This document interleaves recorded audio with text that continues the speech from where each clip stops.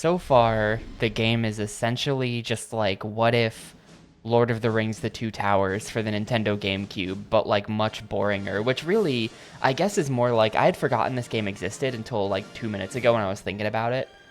Um, Really, it's a lot like that King Arthur GameCube game.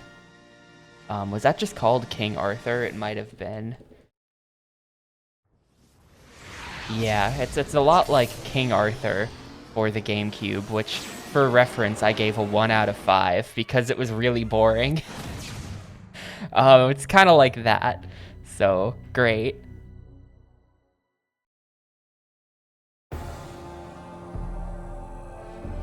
Didn't stream yesterday because I just didn't feel like it, honestly, because I woke up not wanting to play Eragon. Still no unlockables. I was very productive yesterday on some stuff that you will be witnessing on stream in the near future. So I didn't do nothing all day. I actually did something all day, but yeah. No stream because I was avoiding Eragon. It's not even that bad, it's just sort of how I am, that like, something like this is just like, I don't wanna be bothered. I think this is the level we're on. I have to remember how to play this for a sec. Okay, yeah.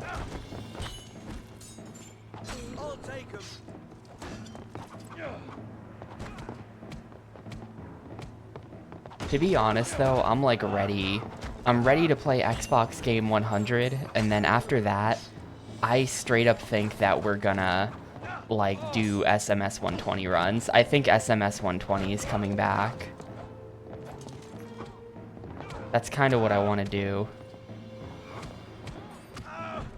This guy is owning me. Oh my god. He's just full comboing me.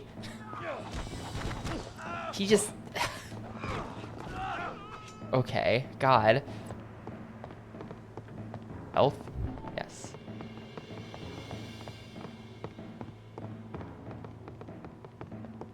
Because like yesterday I just kind of didn't want to play Eragon, but I'm maybe a little bit burnt out on playing random, mostly unremarkable Xbox games as well. I feel like the stream is a little bit stagnant. We have to defeat those archers. That's like a comedic number of arrows. Oh my god. She can take care of them for us. We need Saphira's help here.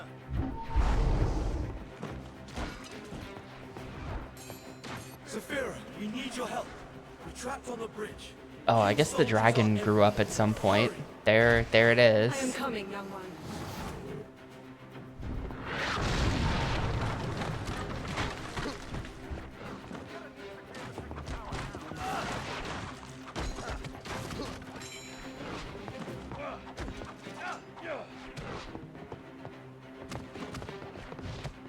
These guys are super obnoxious. They have a lot of super armor. They just kind of, you'll be mid-attacking them, and they don't care.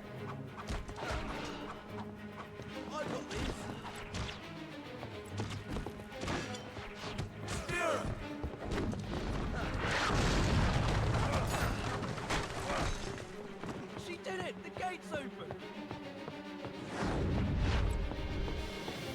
But yeah, I don't know. I feel like I should be doing something else on stream, and I think it's time to return to SMS 120.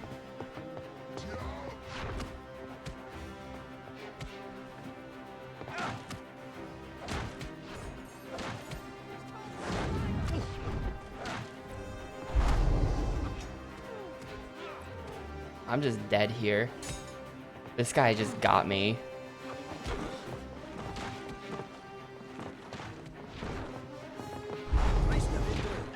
Yeah. Yeah, I did not join the Crash Bash race yesterday.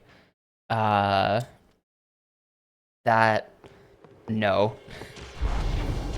No, thank you. I am aware of what that game is enough to know that I want nothing to do with that.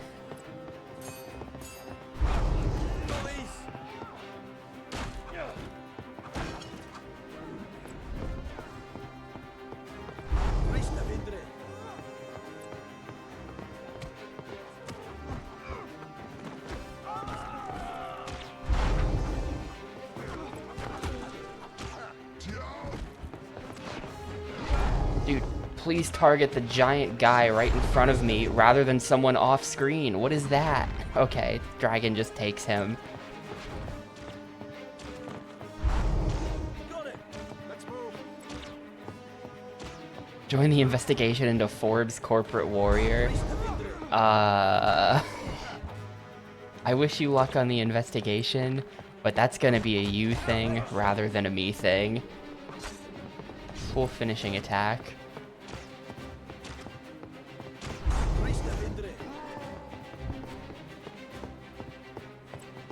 Did you finish that, Djibouti? I looked away for a little bit, and when I came back, you were gone. Did you finish the race?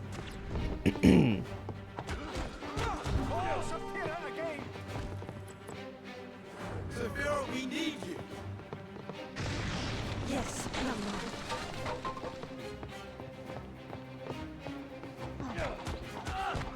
Hope you're thirsty.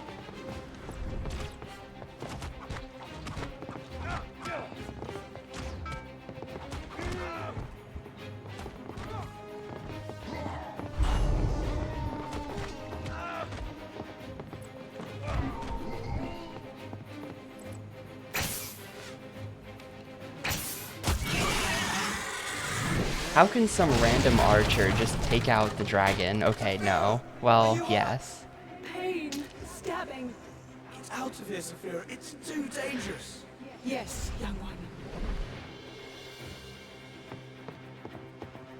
Clear this debris. The gate's no good. We have to find another way.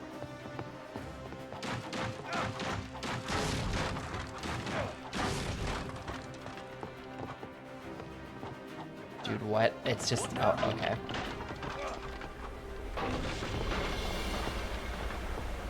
Use your magic on those locks. Did not finish. I'm not sure if anyone finished. Maybe Lucario. Maybe Yimo.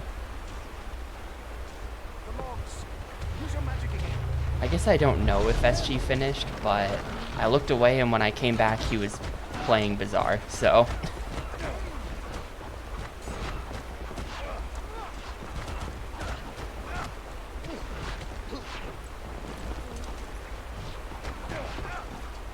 Lucario and Yimo finished. I want to just push this guy off the platform, but I can't because the magic is targeting the... There we go. SG forfeit like 2 minutes after Yimo finished. Yeah, that was, I don't know.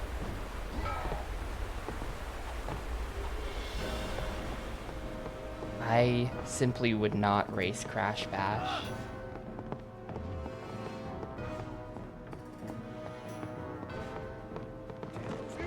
Dude, what? Where did my magic not? Like, why did it not?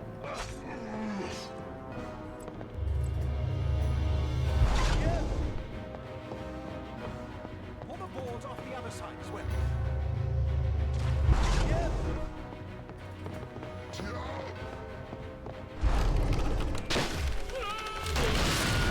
So much for using that part of the Was that a Wilhelm?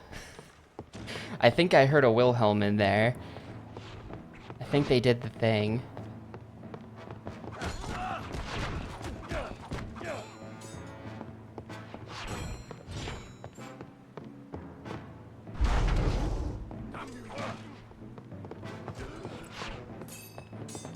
I am extremely dead here, by the way. I'm not even sure why I'm bothering.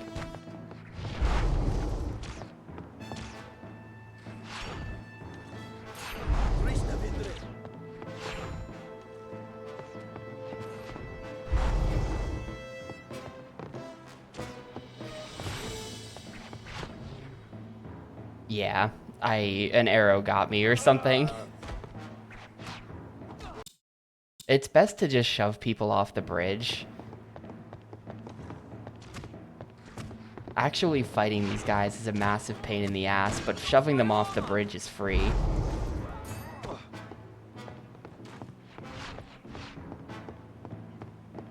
Actually, I'll just make a run for it too, because why not?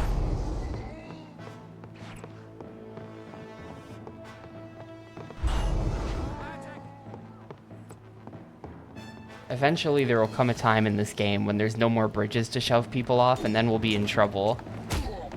Eragon, hurry! There are too many!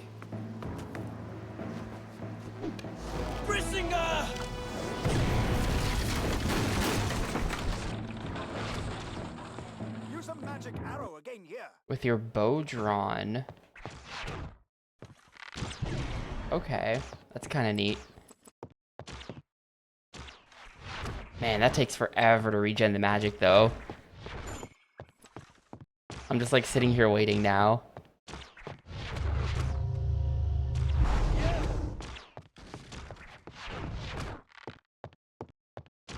I'll take them. Get them.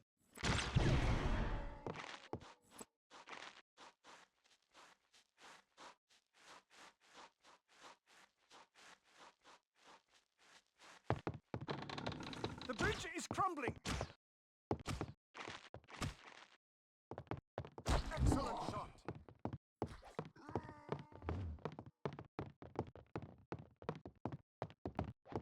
Alright, dead end. These guys have to probably die.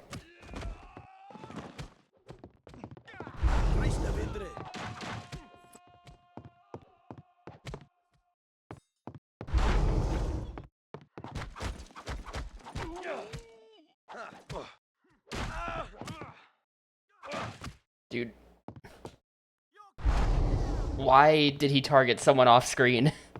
That keeps happening. The magic auto-targeting is really bad. I love that.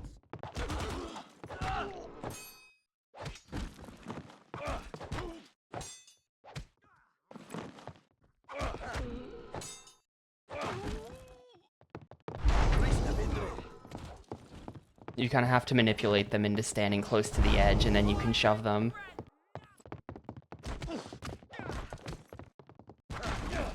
Needed that. Over here, and then you walk around, and then the targeting doesn't work.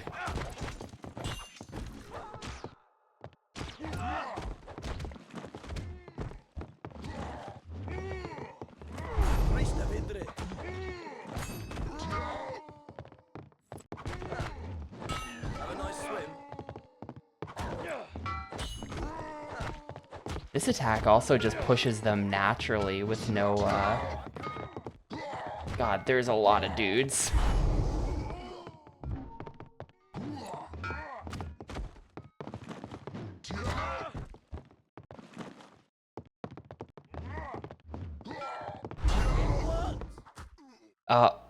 Oh my God, dude, the computer partner died. Is that game over? I think so, or... No, this is probably the end of the level. Was he supposed to die there? The computer partner has never died before. I guess that means I win. I guess I win.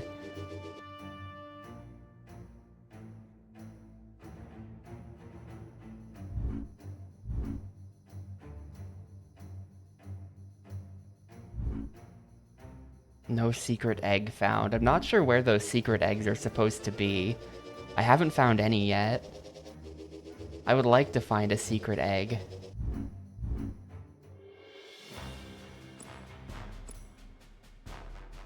Razak Chase. I have never played the Dragonheart PS1 game. I don't know what that is. Yeah, I don't recognize this at all. Developed by Funcom, really? The latest rider in a long, valiant line. Learn how to ride, Saphira. Let's see if you can catch this.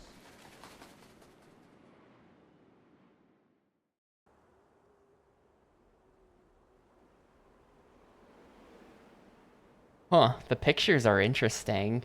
Look at... Apparently there's a PC version, and look at it, just like in its, like, Windows-ass window.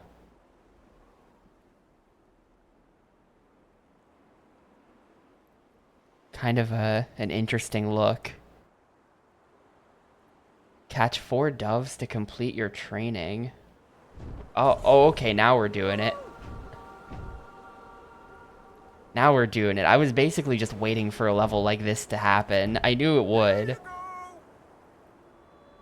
Turn left.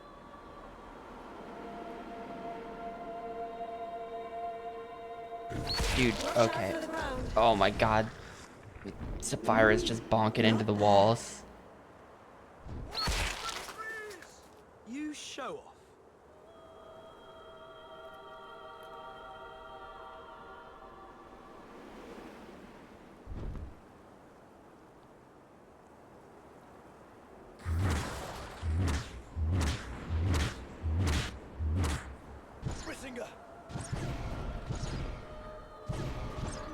magic is endless when you sit astride me, Eragon. Use it well. Here's another. John Eragon is the main character, by the way, so yes. We've seen John Eragon because we are John Eragon. I'm pretty sure. I'm pretty sure his name is just Eragon. Watch out for the trees. Click L and R for the speed boost.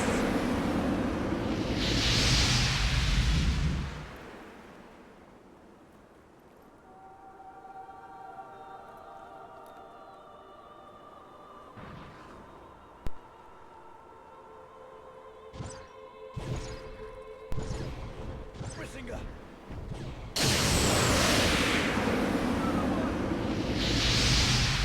Turn left.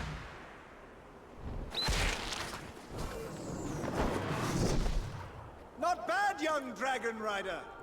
Uh-oh. Maybe hope for you yet. He's not dead. I was wondering if that was like a scripted death at the end of the last mission. Killers! Danger! Find them, Saphira.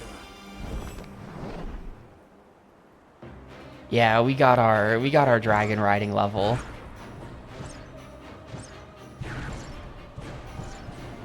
These are, I mean, this doesn't seem that good, but nevertheless, I would rather be doing this than the basic beat 'em ups.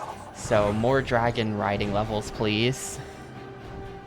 Maybe we can dragon ride through a volcano at some point.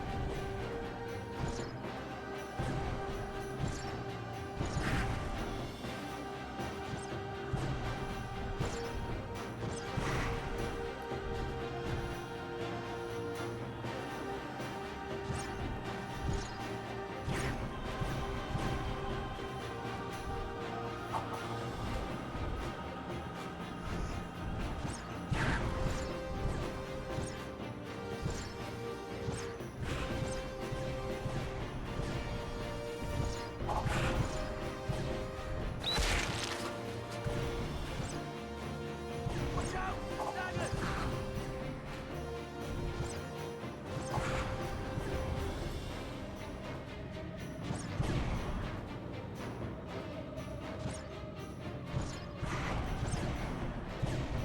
Yeah, they really, they just kind of fly around. It's not different guys, it's the same guy. You hit him with an arrow, and then he just jumps like 40 feet in the air. They're just hopping around.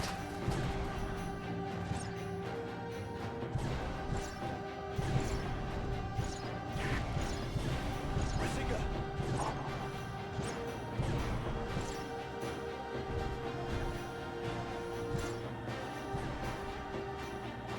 Damn, now he's like running sideways on a wall. These are like Sonic the Hedgehog type guys. Can I play as him instead of Eragon? Throwing daggers. I like whatever game that guy's playing more. Razak. On that tree. Brisinga.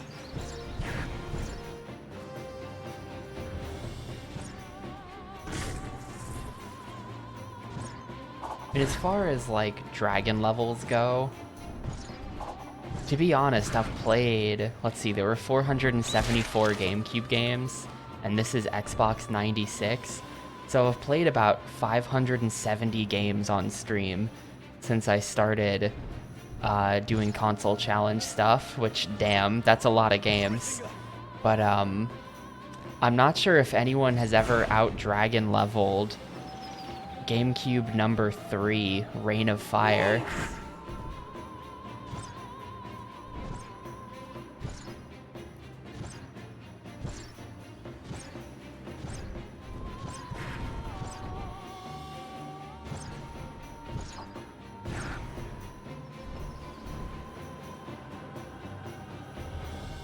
Brisinga. Because like that was pretty good as far as like fully fleshed out dragon moveset. And it wasn't just this where you're just like flying into the camera. This is much more typical. That was like you had missions. You had to fly around the map and do missions and like burn down villages and things. Actually it was dragons versus the US Army, which was certainly a take. So it was like military installations. Yeah, there's Lair. You're probably thinking of Lair. I've played Lair. It is not good. Lair deserves its bad reputation, unfortunately.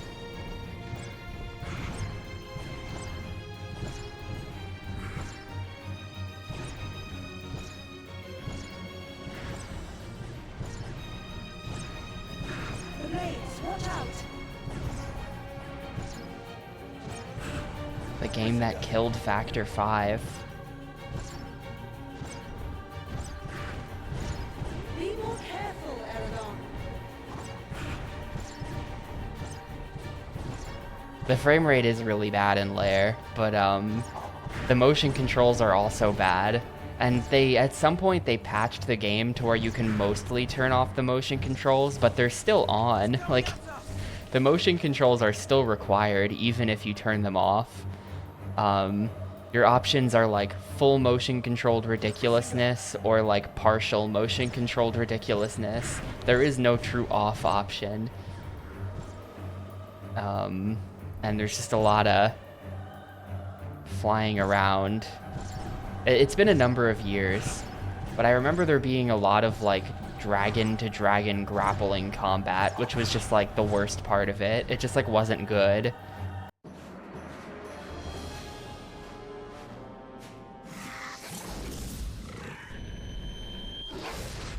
Yeah, these levels are in Turok, right? Turok Evolution had like dino riding levels that were exactly like this.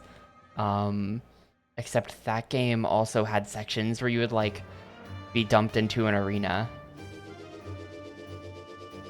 Is it literally John Turok? Your name is not necessarily Turok. Turok is like... I think Turok is a title.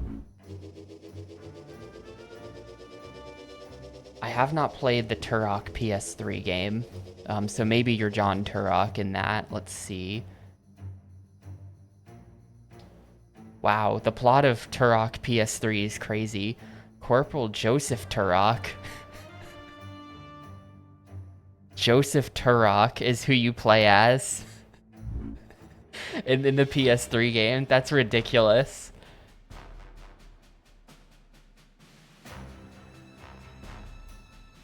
Trapped. To be honest, I've only played the first Turok and Evolutions on GameCube. The OG is Talset. Okay. We must save her.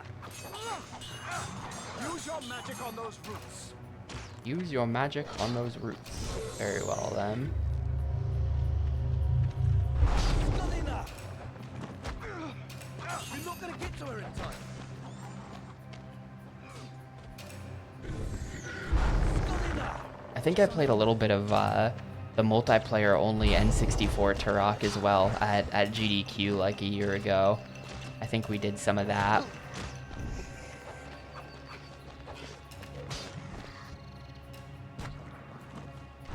Not enough. I've removed the roots. Eragon, use your magic on those rocks. Yeah, the controls are archaic, might be the nicest word. The controls are not good, but even once you get used to the controls, you still have to deal with the level design being like totally... Like the Turok has these massive levels that you have to find stuff in, and to me that's just like not fun. The other one. The place where they've hidden things is like... She's getting crushed. I don't know. And it's just like you have to find stuff and the levels are massive and there's so much fog and you get like horribly lost. And there's like 3D platforming in first person on N64 and the frame rate is bad while you're doing that, so it's just like really hard. And you have limited lives for the entire playthrough of the game, which is like, it's like a whole ass game. It's not just you know, it's not just like a 2-hour game or something, and it's like, okay, limited lives. Nah, they're straight up like this game is gonna take you like 6 to 8 hours to beat, and if you run out of lives, you're starting the whole thing again. And if you fall on any of the platforming, you instantly die, I think. I might be wrong about that. Those N64 Turok games are like stupid. Definitely recommend playing the modern PC versions, which also just have quick save, so that kind of fixes that problem. But also, it's much easier to navigate in the modern PC versions as well. Like I've played Turok 1 on N64, but I've also played it on PC, and it's so much better on PC.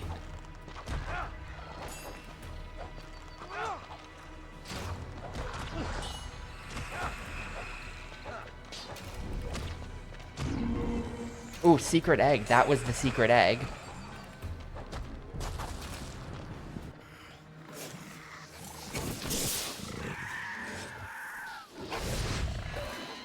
We'll see what I unlock for that. I think those are supposed to unlock like film footage or something exciting. Dude, these guys, I might have to kill them first, because they're not going to be distracted by Braum. Oh, okay.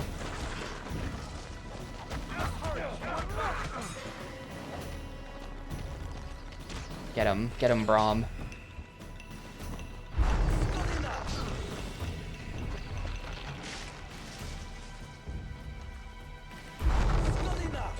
I am hitting him with the Bazinga back in this corner. I think that's it. I think now I have to kill them. Yeah.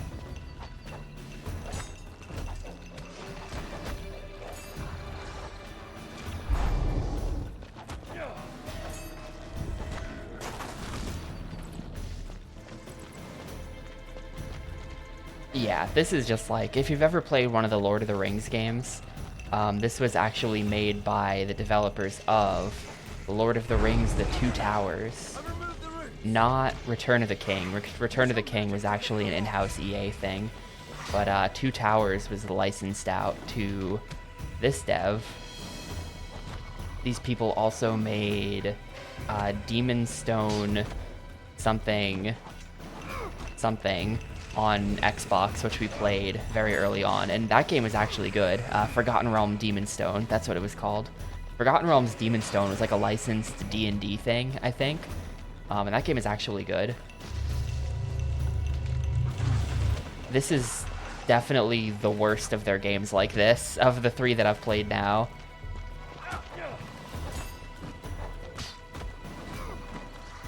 I need Braum to do a better job at distracting. I'm getting just like hit with an arrow from off screen. Come on, come on, come on. And yes, got it.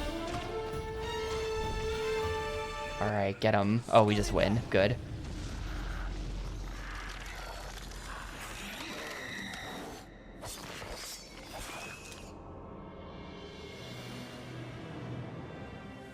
Eragon learned that Braum was once a dragon rider. Braum was once a dragon rider. Slain by Morzan, a traitorous rider in the king's service. Okay, so there is an evil dragon rider in this, and it killed his dragon. I didn't think the evil dragon riders came in till book 2, but what do I remember? I'm being held in Durz's fortress. I read this many years ago. Save me.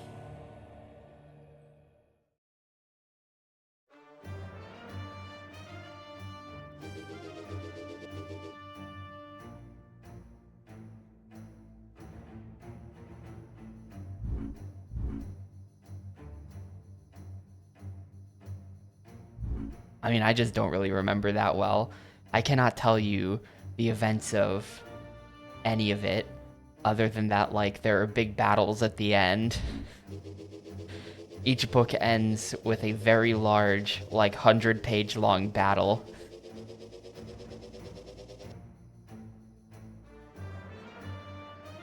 That's probably going to be the Helm's Deep section in this game, where it's going to be like some really shit end of game levels that take forever and that make me put the game on easy mode. So I want to see what we unlocked with the egg there. We got this.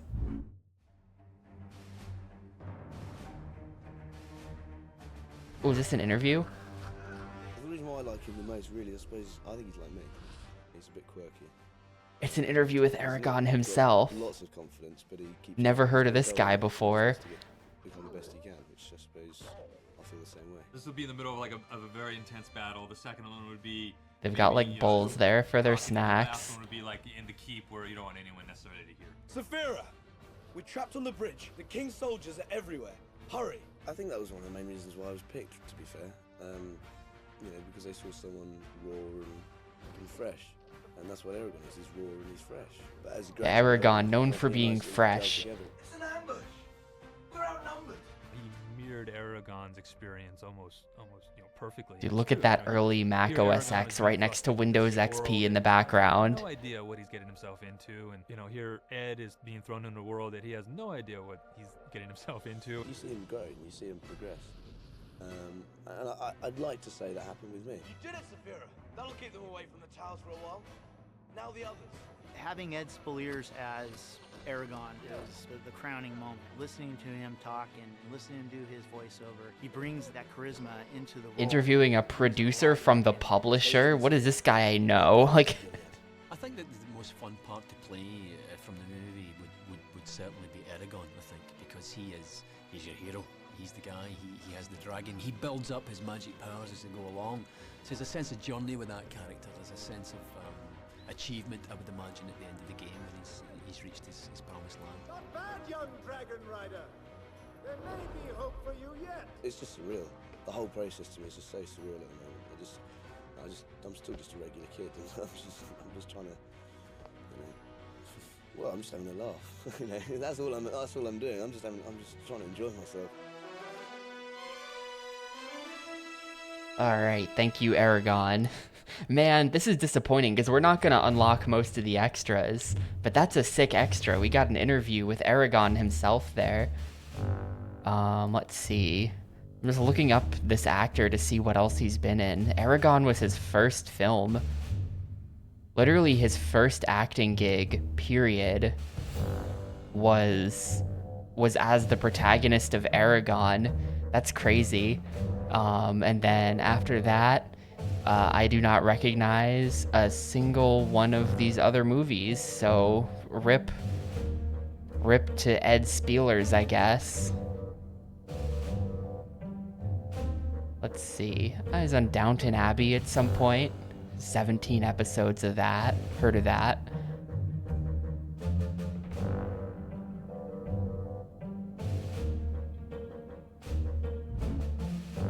He plays a character on Star Trek Picard, which I only know from the Red Letter Media videos where they shit on it.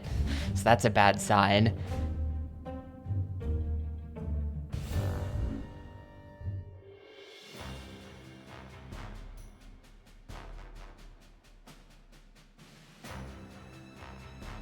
Gilead City. So, Brahm, Eragon, Look at the sky. The FMVs in this have some really like ruled all from a dark design choices. Like the stylistic stuff they do in them Hidden Saphira, is so weird to me. come into Gilead. A crazy ass sky background on the models. And they do that stuff where they mix like, yeah, like the bell is like a 2D hand-drawn bell in like a 3D rendered environment with like a real film footage sky background. Just like pretty crazy. Ring the bell without alerting the guards. Oh, great. Fear rules this place.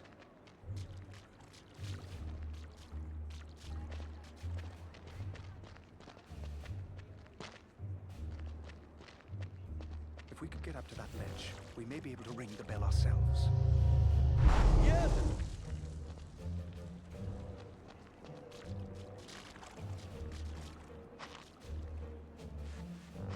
We can't let the guards see us up there.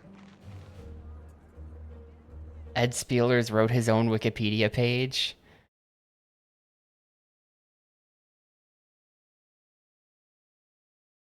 You think so?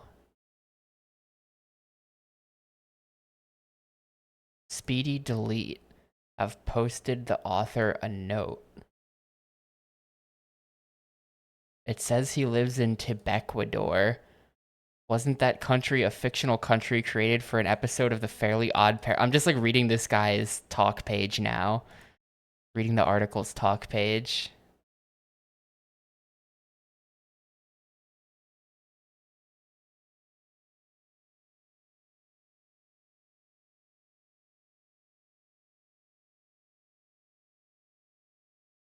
Ambiguous year of birth.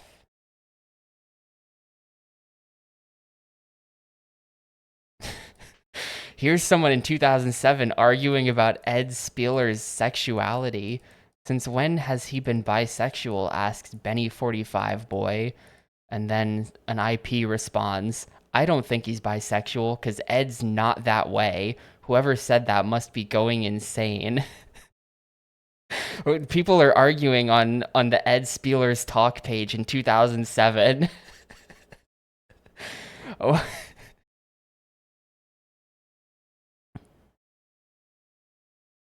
Yeah, there's a lot of debate about his year of birth, which is curious.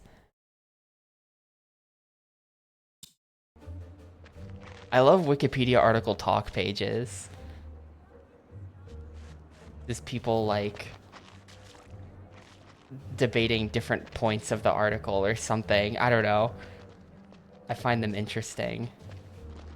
I can't go up that way. I think we have to do it like this, but it's... I'm blocked by... Oh, well now I've been seen. Now I've been seen.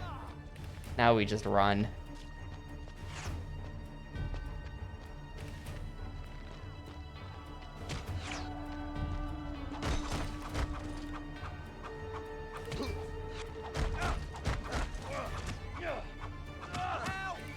It's fun because Wikipedia has been around for so long too. Like those comments are from 2007.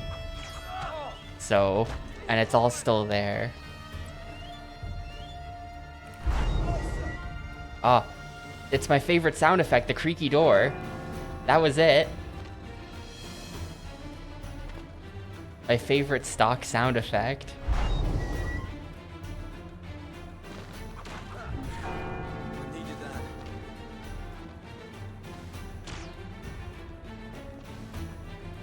Wait, I missed that part. Also, we don't need a description of penis length. That's disgusting. What?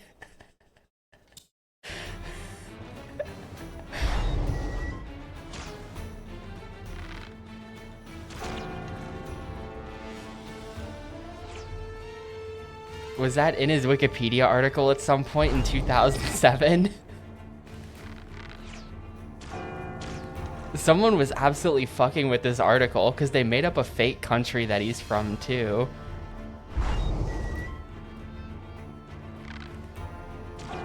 Probably the same person who included the penis length.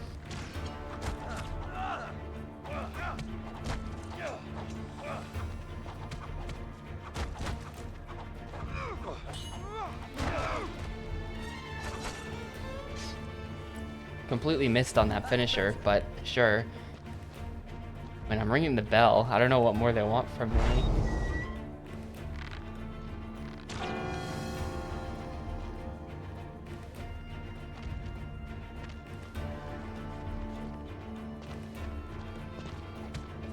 Maybe because I got seen, now I have to kill all those guys, and that's just like not gonna happen.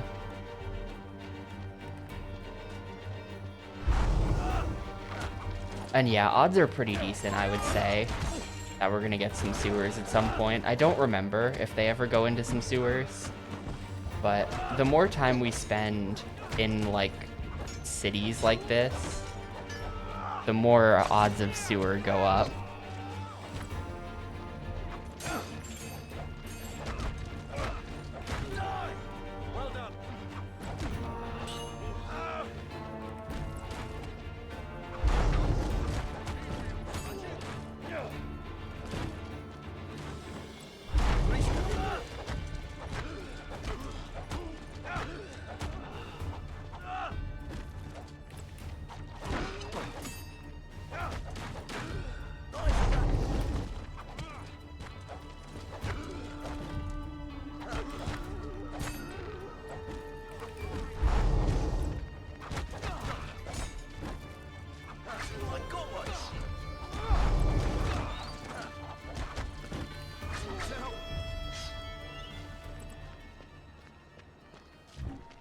Maybe now I ring the bell.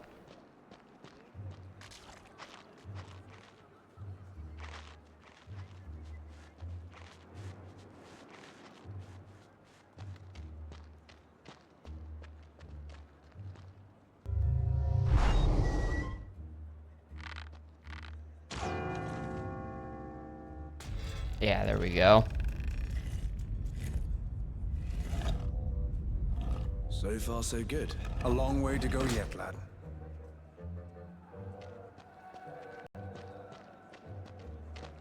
I mean, personally, I find this game to be kind of boring. Stuff like this, I don't know. It's like if you play it co-op, it's probably okay.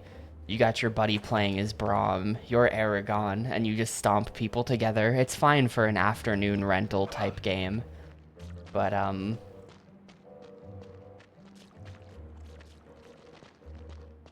mostly I kind of think that stuff like this is a little boring. Watch yourself, lads.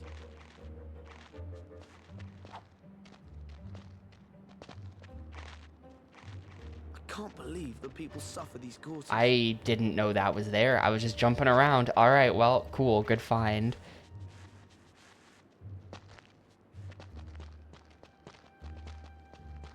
Oh, and the egg. Let's fucking go. Let's actually fucking go, dude. We're gonna get another... I hope we get, like, a Braum actor interview. Or, like a... whoever the villain is. The Shade, whose name I don't remember.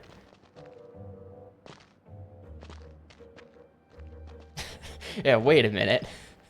What's up, Doobie?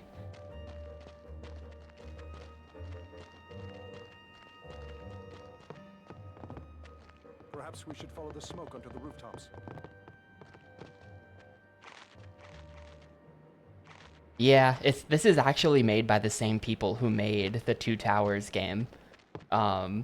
So not only is Eragon famous for being a total ripoff of Lord of the Rings, but also the game was made by the same people who made the Lord of the Rings game, and they just made the same game again. Except less good. Now everyone's seen me, so that's rip. I have no idea where I'm going right now.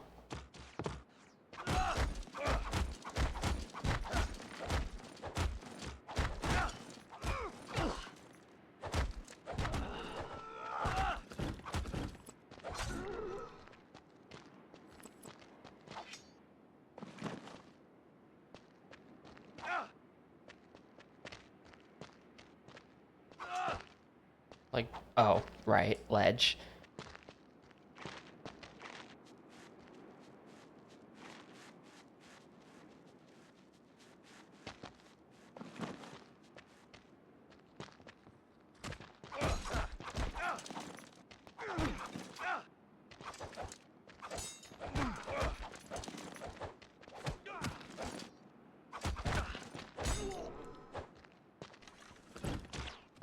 No, stop shooting. Why are you shooting? Oh my god.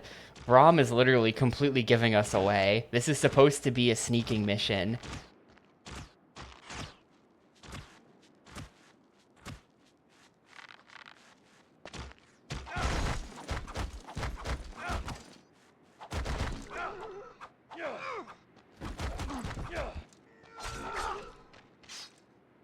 There's a whole section that's just the Empire Strikes Back, really.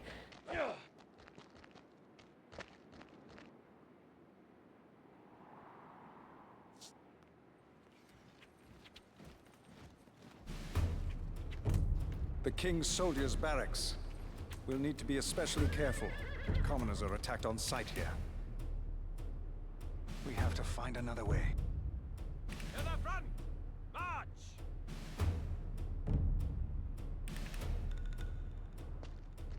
Counter march! March! It's not that I'm disappointed there's no stealth. It's more like I thought that we had to use stealth. I thought it just was a stealth section in an otherwise non-stealth game. Oh, okay, they got me.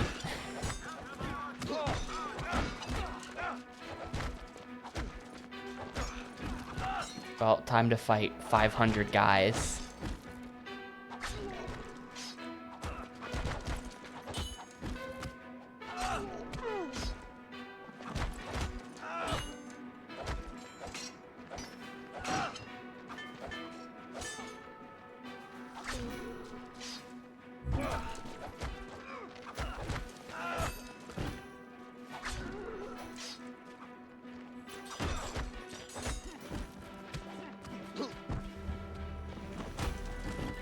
Yeah, I'll stab you first for that.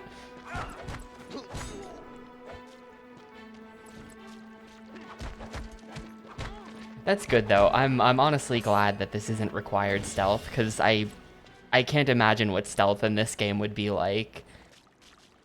That sounds like a terrible idea.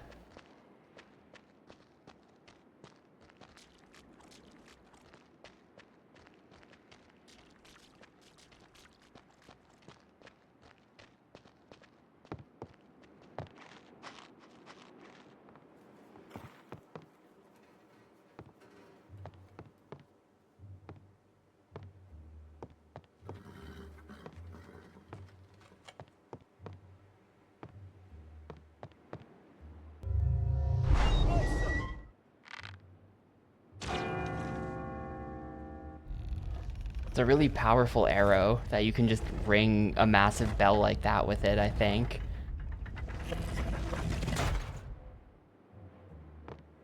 I don't know where that gate is. We're gonna have to go find that. Yeah.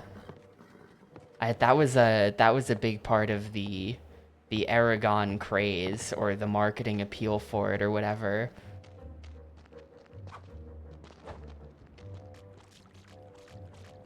That the author was just like some kid.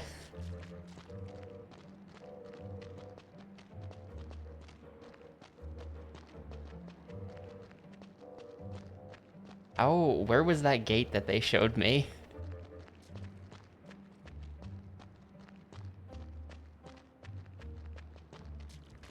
Is it this? Oh, okay, check it off. I'm calling it. This is close enough.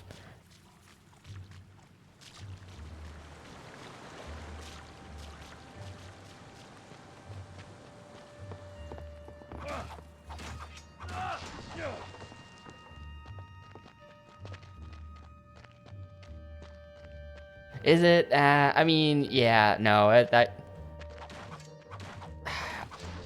Okay, now we're just in some tunnels. But, like, there was running water in the tunnels back there. Dude, Braum, you wanna heal up? I have to, like... Nah, he just won't take it. Whatever. You're lost, Braum.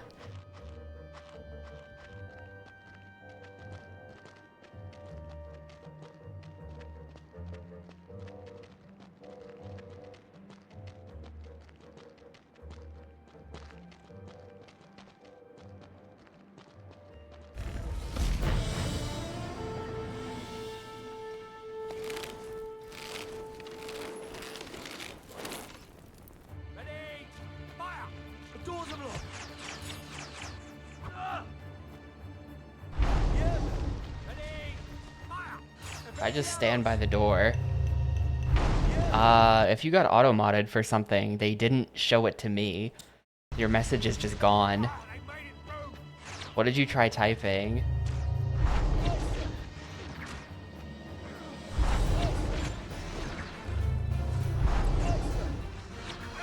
It could be that, if it said that your message hasn't been posted due to, like, moderation conflicts or something, it might be that you have stumbled upon a bot message by accident. A number of bot messages are banned in my chat. Like, you can't type best viewers on and certain phrasing like that, because I just set it to banned words that the bots can't type in here.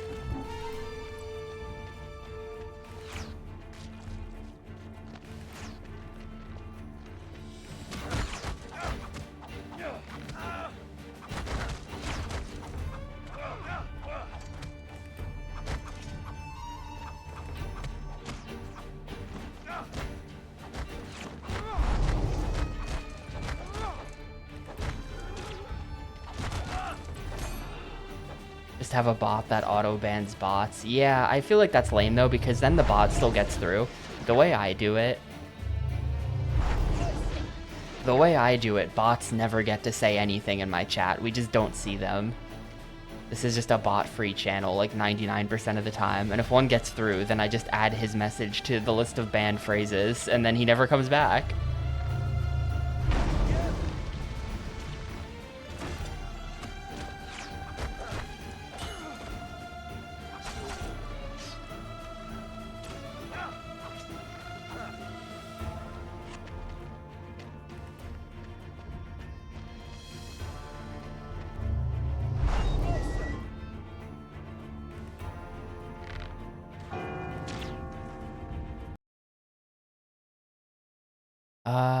Oh. Huh. There are way more sewers on the GameCube. It was being auto-mod. That's really weird. That is super weird. I mean, there are no other mods for it to show that auto-mod to. It's just me, and it's not asking me. It must be asking T2KBot. Automod must be asking T2KBot or Nightbot or something if it wants to approve that message. I don't know what... That's weird. I don't know what it could possibly dislike about that. Keep sending it, and maybe it'll give it to me, and then I'll know. Hold up, I got this. Dark Souls 2. The Scholar of the First Corn.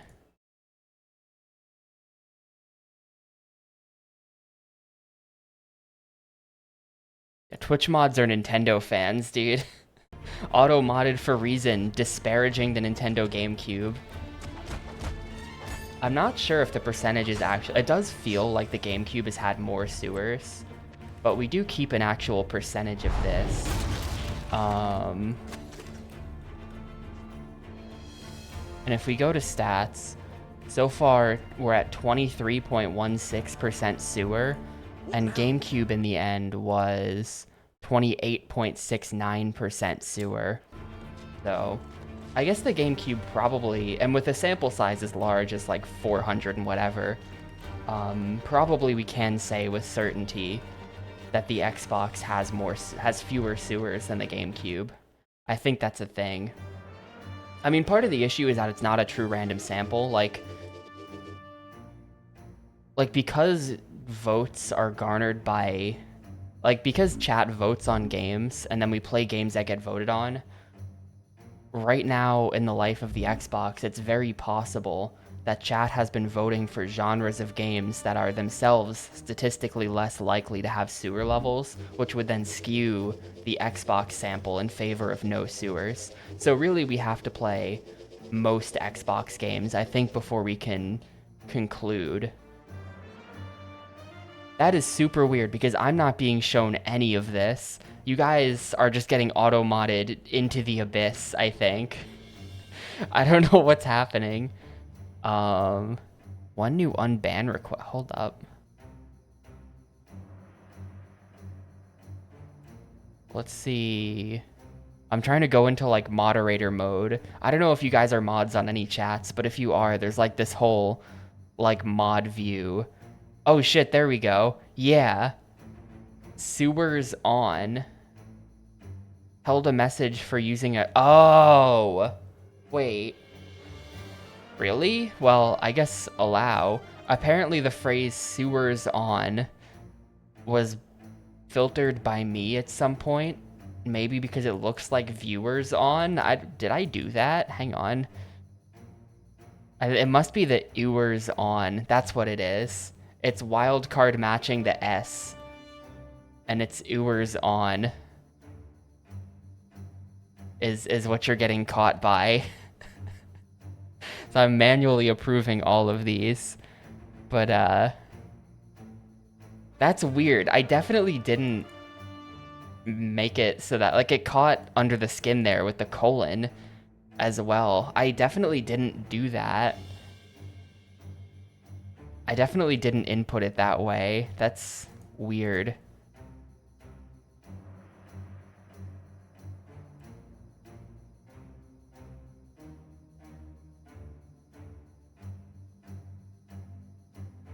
Where are unban requests? For some reason it said I had one new unban request. Oh, that's old. Okay, that's not new. All right, I am returning to my usual dashboard. So there. Anyone who tries to type sewers on is getting blocked. I'm not gonna bother manually permitting every message like that. I might have to refine my filters a bit. But yeah, it's like matching on similarity. Like, look at these crazy, like, stylistic effects they've gone for on the pre-rendered cutscenes like this. Like, what the heck? That's pretty crazy, right? Eragon, look at these pressure plates. They were doing whatever they could to try to, like, add interest.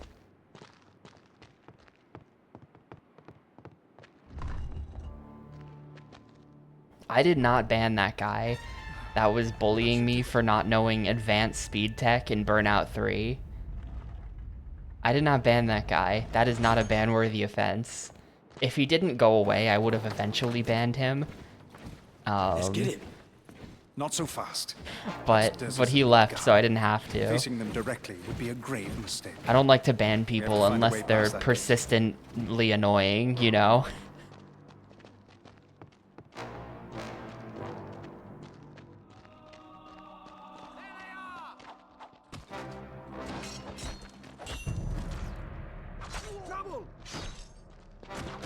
I've banned very few people.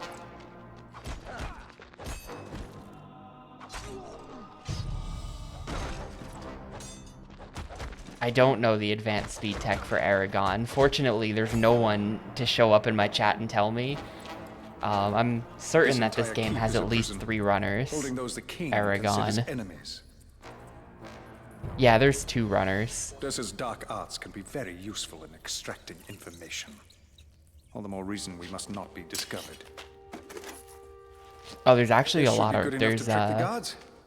Now, when we approach the enemy, stay hidden there's until 4 I can runners. command them to attention.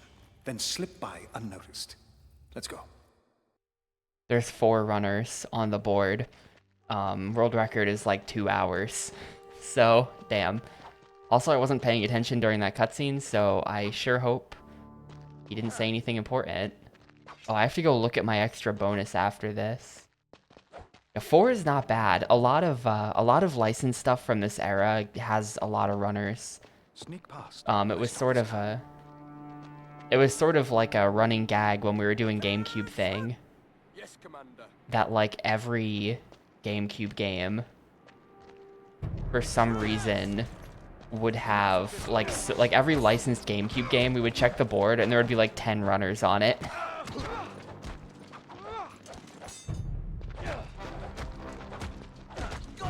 The one that stands out in particular is, guess how many runners there are for Barnyard. 2006 Barnyard. It was a Nickelodeon movie that was later adapted into a TV show. There are 28 people on the Barnyard Any Percent leaderboard.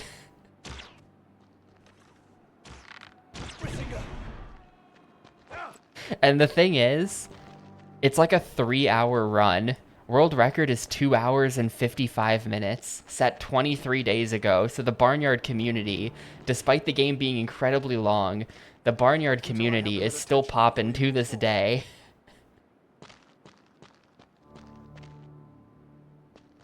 Attention! Yes, Malik.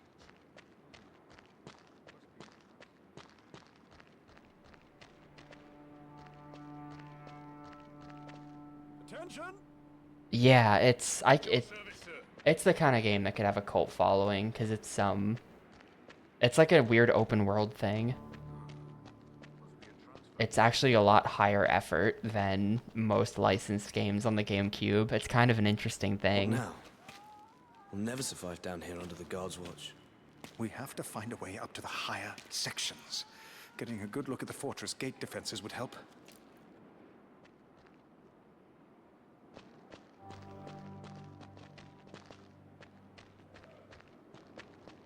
I sort of have a grudge against the game because when I played it, it crashed after like 4 hours and I hadn't saved.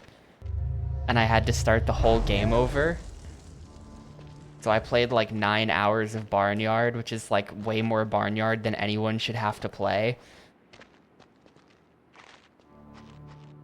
The game has a lot of very repetitive mini games as well. You have to play so much golf in Barnyard, which isn't something you would expect, but you have to play so much golf. And just in general, like when it comes to open world stuff, I'm sort of cynical about open world games, where I feel like a lot of open world games are just like padding. Like there's nothing to do in the open world. There's no reason why the world is open. They just wanted to make you have to slowly get your way to every mission before you do them. And I feel like that's the case with Barnyard.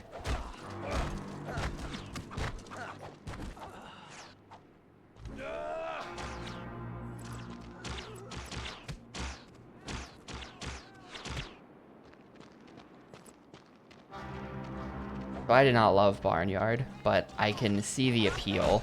I probably would have thought it was the coolest thing ever if I had it as a kid because my parents wouldn't let me have GTA.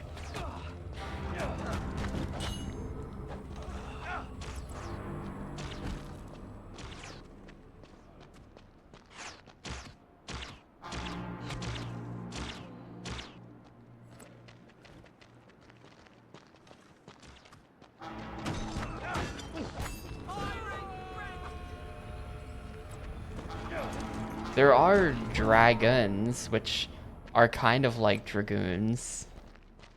So and this is where it's sort of like legendary vibes. I'd say so.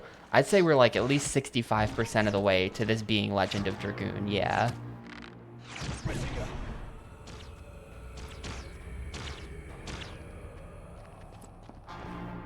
Well, I didn't have anything to play GTA on anyway, but my parents just wouldn't.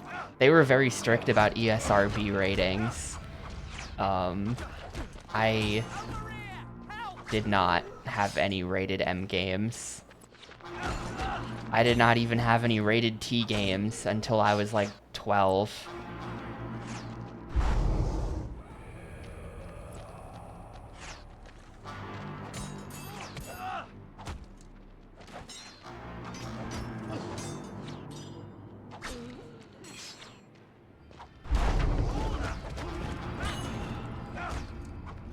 It's just Zoomer problems. ESRB didn't exist until like 1995 or something, so... A proper gamer who grew up before then doesn't have these issues.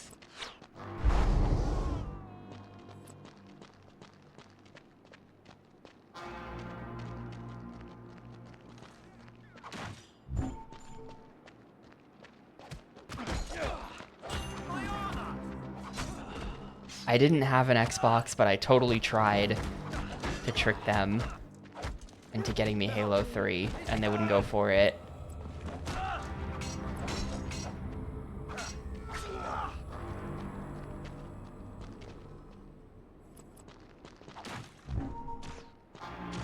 I was not allowed to have Melee at the time. I really wanted Melee, and they wouldn't let me have Melee.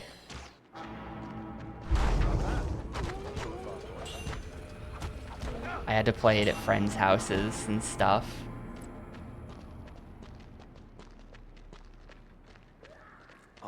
So I always wanted to play Melee whenever I was like at anyone's house and they would want to play something else. I'd be like, no, it has to be Melee. You don't understand. This is my only chance. But Melee has no reason to be T. That's ridiculous. It's literally just like Mario and Pikachu punching each other. I have no idea what it's rated T for.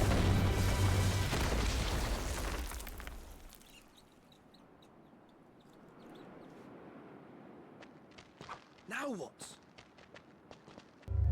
But like in the same breath, Halo should not be rated M.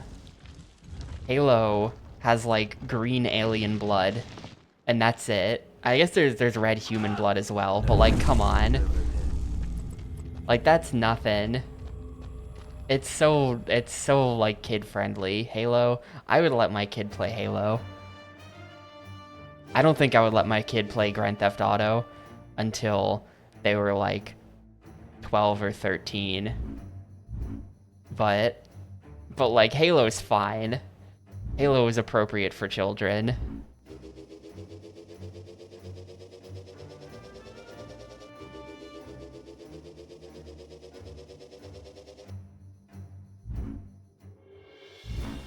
We found an egg like a level or two ago. We got a new unlockable. We'll see what this is. It's all like making of stuff. This is awesome. Whenever you're working with a premier license or a property, one of the first things you really want to do is explore the property, find out what's interesting, what's special about the property, why do so many people find it appealing, what kind of things would they know about that person or that character, that world, if you were to ask them. The next step, once you get into game design, is to try to align the actual core gameplay concepts with those license themes. That's really where you get the best match between working with a license and actually developing a game based on a license. They make it sound so One of the most dignified. talented developers in the whole video game business working on it, who brought a lot of people in from different different film production houses, and these guys are heavily involved, digging really deeply into all the combat mechanics, the magic, and all the other great More parts shots the of game. guys at their Working desks, very please. closely with the film's production Look people at that. to They've really blurred out the iterate controller to the hide that they're film playing the should enjoy PS2 version. The first phase of designing a game is really kind of laying down your ideas on paper and then deciding, okay, this is going to work. They've even blurred out the logos on the monitors. There's a lot of pre-planning that goes into it. The second phase is actual implementation, and that's where some things you thought were going to work out beautifully. Other things just aren't really fun to play, so you have to really tweak the actual implementation. I forgot to blur out the controller on that one. You can clearly see that's a DualShock 2. And we go through that document, we pull out the new technical features that need to be implemented in the game. We discuss what kind of tools that we would need to build to provide his design team to build out and use that technology to build the gameplay. How are the designers going to lay out the flight paths for the Dragon? How are the designers going to lay out the AI and objective points for the enemies to go and how to train their brain? How are the designers going to tag the geometry or the gameplay areas as interactive? It's a very back and forth process. It's really about us trying to meet a middle ground. We work closely with Fox, and the creative director from the film has given us feedback. So many of the people they're interviewing are just like randos from the publisher. Actors in the game, so we'll be like there's a guy from earlier in this video who was like a marketing director at Vivendi, and it's like, what do you know? I'm playing as me, and suddenly there's a close-up and it falls to the ground. It's like, whoa, he's got the same eyes as me. Oh, he's got the same hair. Oh, it's an animated version of me. A lot of the core themes in Eragon are based around his growth as a character, his connection with Saphira, this dragon that he finds and basically develops a really deep bond with. Eragon becomes a master swordsman, so we really wanted to explore that in the gameplay and have much deeper combat, much more strategic combat, and just have the battles be way more dramatic. The second theme is Eragon's use of magic, and we really go deep with that in the gameplay. He uses magic to enhance his combat and also for solving puzzles and progressing through the world. What's going to set Eragon apart from other movie-based titles is that we had the freedom to bring Allegasia to life in ways that aren't presented to the consumer, either through the book or through the movie. We had the ability to take kernels of Damn, you think these guys are gameplay fake or Eragon elements of fans, fiction Nero? and then bring them to life in new ways that fans of the fiction are going to enjoy in an interactive experience.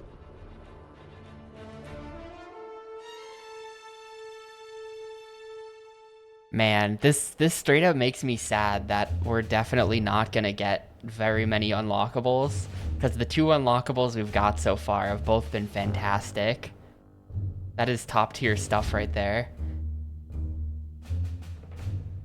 Well, it's like A tier. S tier remains the Mortal Kombat Deception Day in the Life of Ed Boon documentary, which is just like actual perfection in bonus content, but this is like high A tier for sure.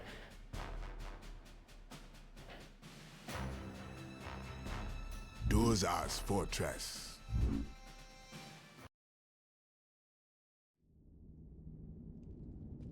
I don't know. I feel like they probably read it.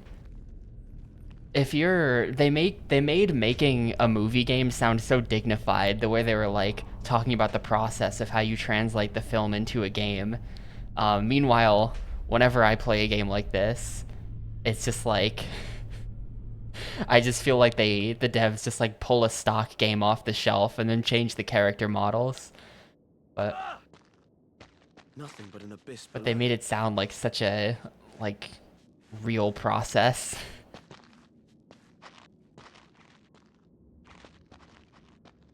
Yeah, the bonus content is probably all on YouTube.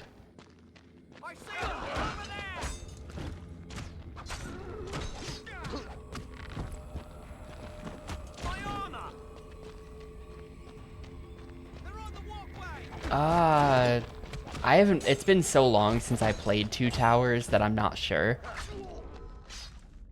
I would assume that it is. I mean, the developers, the unfortunately named Stormfront Interactive, they made other games like this. Like Forgotten Realms Demon Stone is also just like this, though that game looks a lot better graphically.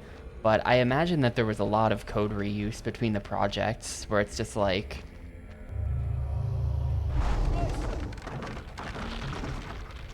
you could just kind of take a lot of the same hacking and slashing animations and enemy AI stuff.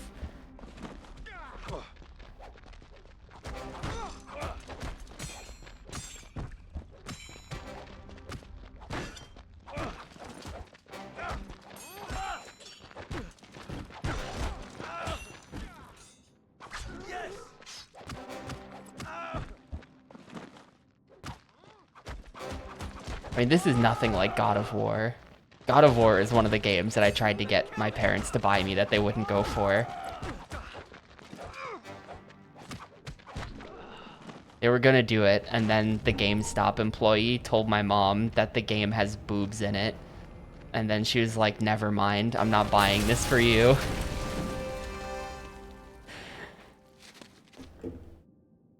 No turning back now. So thanks, random GameStop employee, for ruining my life, basically.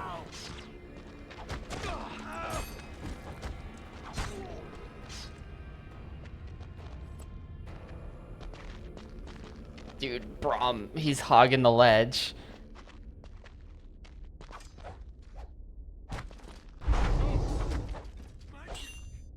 You just dead or something? What is he doing? Alright, we'll get him with the So Long Gay Bowser.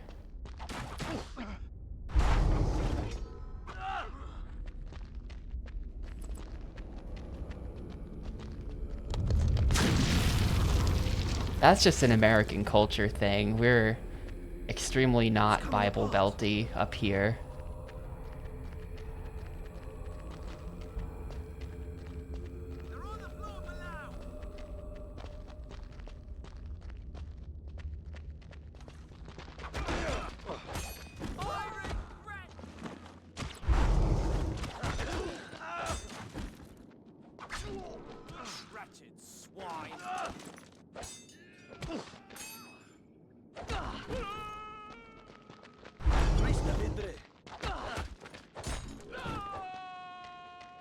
We must get to the top.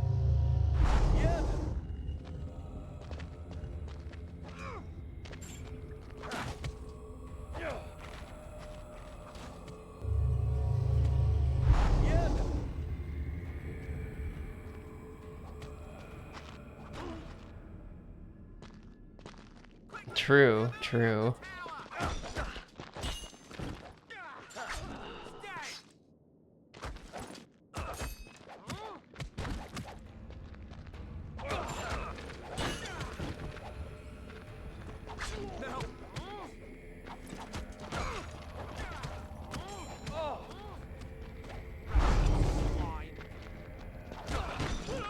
Oh, the double. I like throwing people off a cliff in games.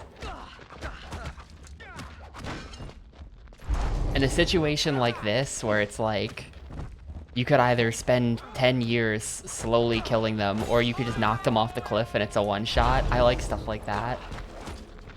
Of course, then the whole game becomes, how can I get these guys to go off the cliff? But I find it enjoyable. will destroy you.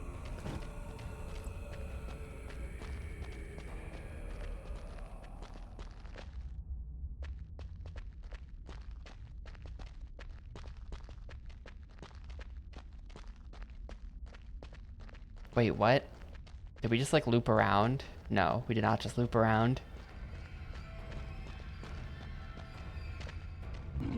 Oh, secret egg, let's go. That's another bonus.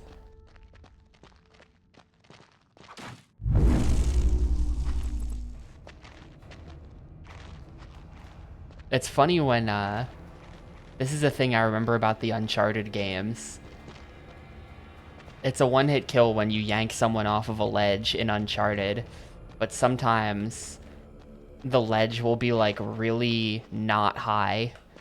And so you'll pull someone off of a ledge and they'll fall like 3 feet and then just ragdoll. Like they just barely go anywhere and they just ragdoll after like a 1 foot fall. Got him. Get them. They're outside the gun.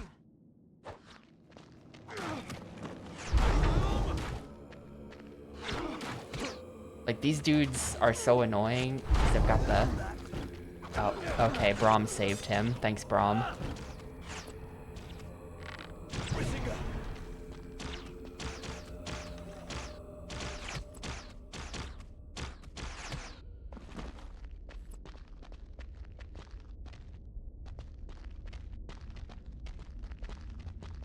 Yeah, Blood Money is not on GameCube. GameCube had Hitman 2. The Xbox has Hitman Contracts, I think, and then also Hitman Blood Money. So Blood Money is the second one. We don't have that available to us yet. We gotta get through a different Hitman game first. I'm not really sure what the order of Hitman is. I guess Contracts is after 2, and then Blood Money would be 4. I don't know if that's right. I think that's probably right. But yeah, we are going to play Hitman Blood Money at some point. I have it on PC, and I did play the first couple missions of it a long time ago. But it was like a super long time ago. The first level is like that one where they're like having a party at like a Italian mansion or something, and you drop a box on a guy's head.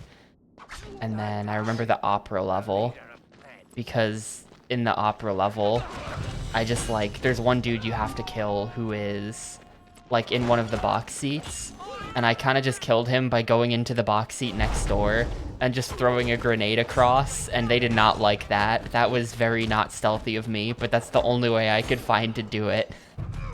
And then I think I stopped playing after that. I don't remember any other levels.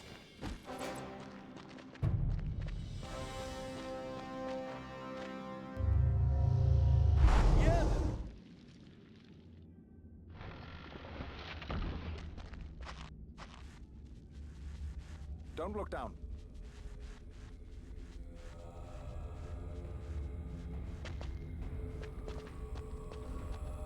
I do hope that Keep climbing, bro. I do hope that I'll like Hitman though, because Hitman 2 I was pretty mixed on, honestly. A lot of the missions in Hitman 2 were like not what the series is famous for. Like if Hitman is all about, you know, like the stealth sandbox, like finding different ways to make the assassinations happen. Hitman 2 had a lot of just like normie stealth, where it was just like, oh yeah, you know, you have to get to where you're gonna do the assassination before you do it, and then it's like 3 levels of just like sneaking past people, and it just like sucked. Those levels were really bad, and so I hope that like Contracts has fewer of them. I think Blood Money is like entirely just assassinating people, maybe aside from that tutorial. There is that tutorial mission where you're like at an amusement park, and I think that's like a linear stealth section, but I don't know. I'm hoping for less of that.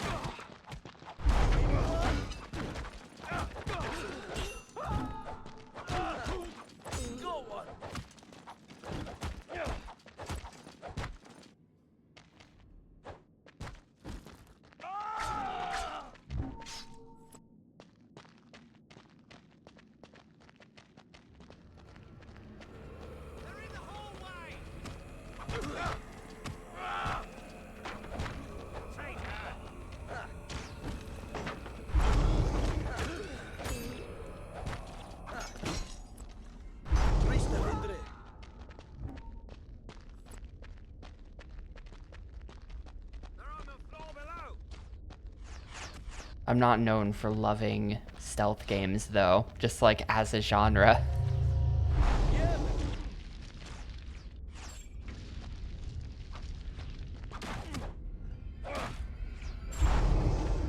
How did... Okay, there we go.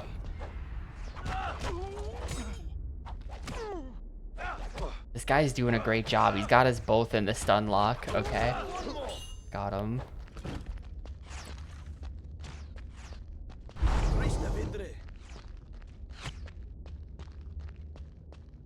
I don't exactly know what I'm doing. I busted a hole in the wall there. It doesn't... Like, I'm not climbing up this, am I? I'll take this one. Let's clear them out.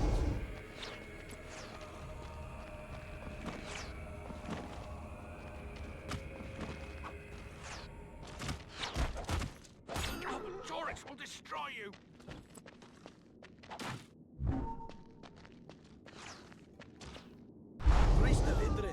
Got him. From off screen. Hey Ketrub. It is certainly a game that someone made.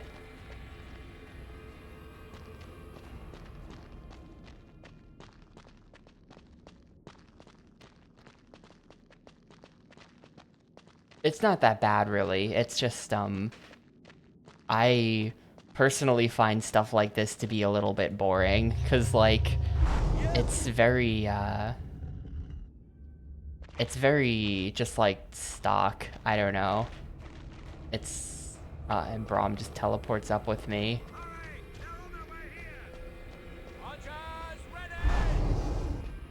We watched some behind the scenes footage where the developers of this game are really talking up like how like complex the process is of like how to design a licensed game. And they were like, yeah, you have to really understand what fans like about the license and, you know, how to translate that into a game and this and that. But really it kind of just seems like they were hired because they made the Two Towers game. And the Eragon people said, just make the Two Towers game. And so they've just made a crappier version of the Two Towers game, and that's what it is.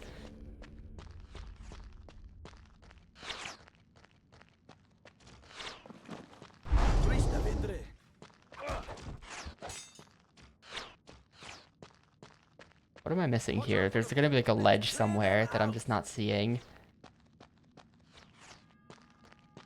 Oh, it's gonna be, that up there, but I have to kill these guys before it'll let me target it.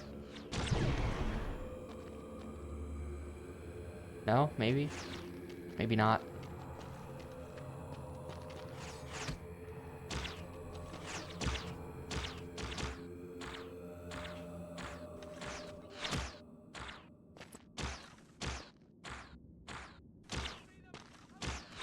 Well, I think eventually we're gonna go to Moria. My light recollection of the end of the book Eragon is that they have a big battle in like an underground dwarf city. So I think we are eventually going to Moria.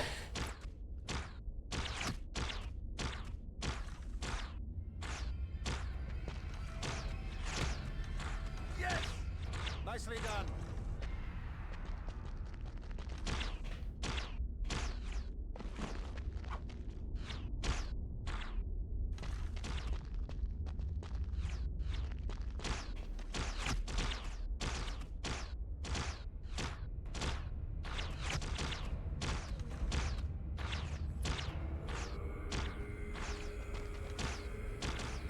Are these guys just gonna keep spawning? Maybe if I hide behind Braum like this, they'll shoot him instead of me.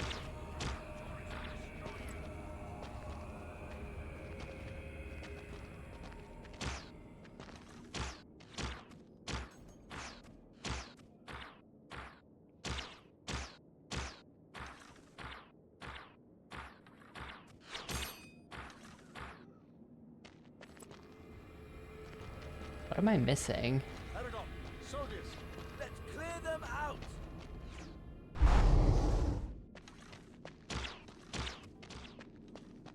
That's a much better way to do this. Just light them on fire.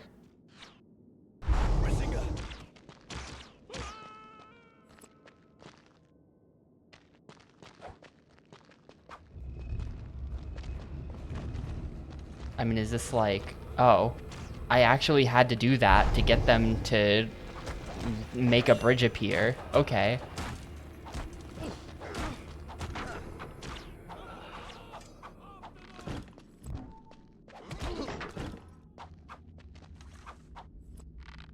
Did you have this game, Mahumi? Was this a childhood game for you? There's always someone who has played every random weird game.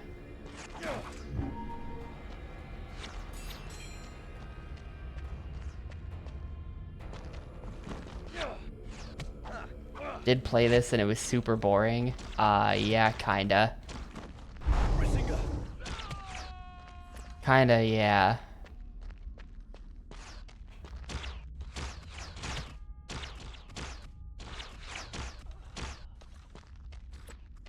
And I can just cross and sword fight these guys. What am I doing?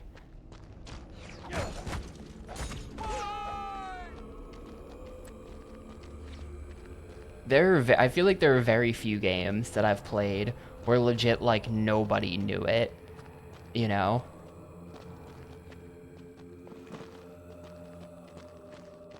That doesn't usually happen. I think Pulse Racer was one of those games. Nobody on Earth has ever played Pulse Racer, except for me. Watch out for them! Let's clear them out. There's like nothing in this tower. I don't understand. I'm just gonna keep fighting guys that spawn in, and maybe something will eventually happen.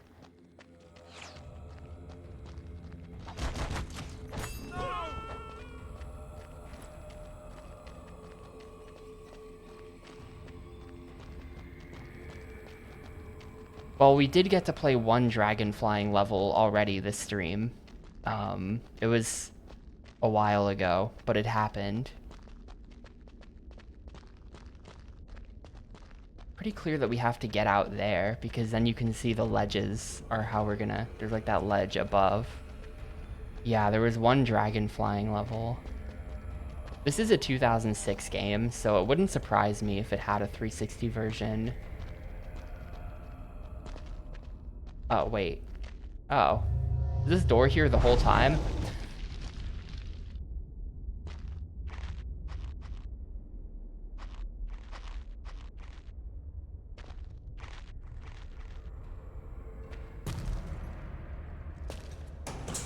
Totally does. It's got 2 extra levels. Huh.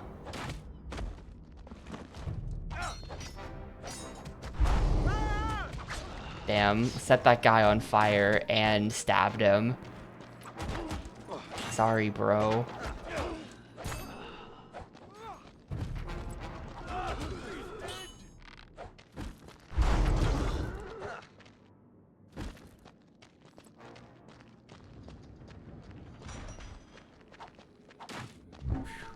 I needed that. This level's been really long. Can we just like... Can we stop being here? This is maybe like the least interesting level of all time. Like, you could tell me that this was a 50-cent bulletproof level and that this is just like a crumbling apartment building, and I would believe you. I'm pretty sure we played this exact level in 50-cent bulletproof.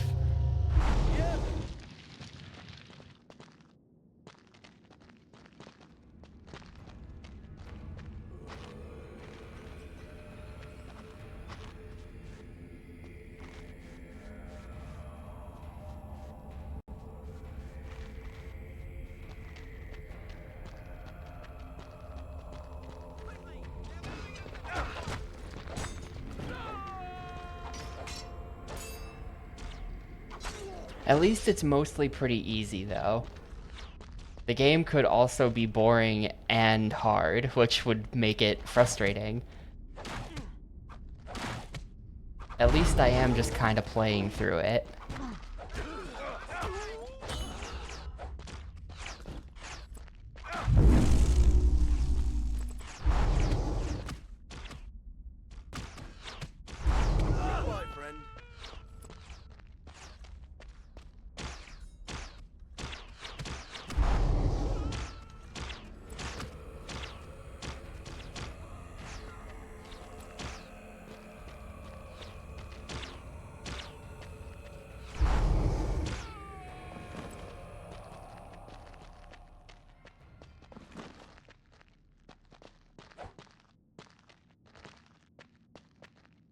scene where Eragon bumps into 50 Cent.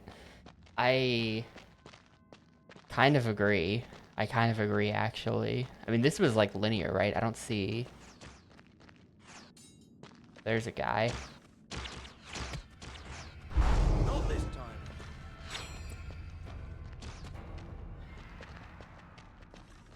We came up here. We climbed up like this ledge here or something.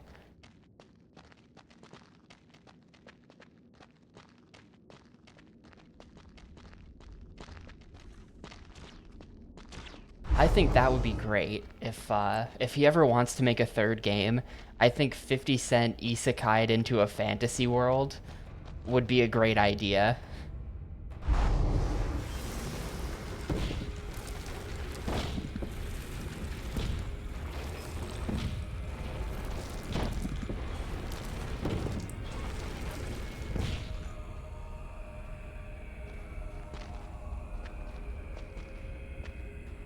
The Black Knight? Oh, did someone already do this? Did someone already have this idea?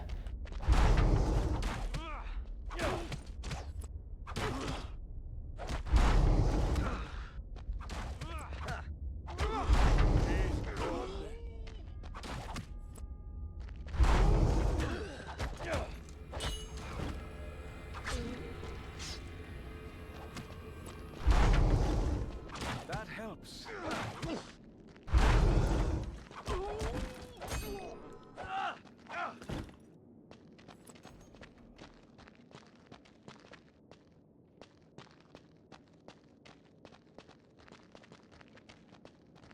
They must not get to Durza.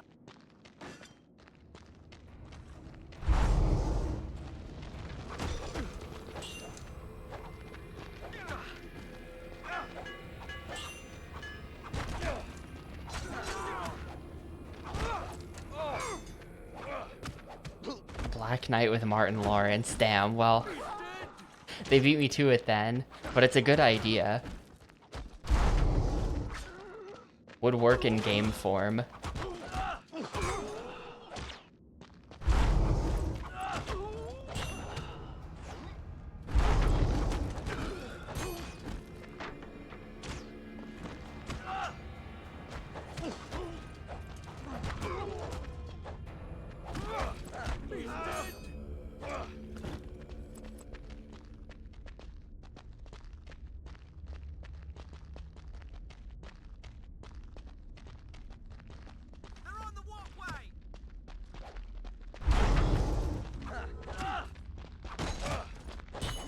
Game hasn't checkpointed in a while, and I'm actually kind of low on health. Not ideal. Please get off. Thank you. Goodbye. It's nice of them that for like pretty much every fight in this game, there's always a nearby ledge you can shove people off. I've been playing for 2.5 hours, and ever since we got the ability to do that, there's basically always a ledge to do it with. They know what the people want.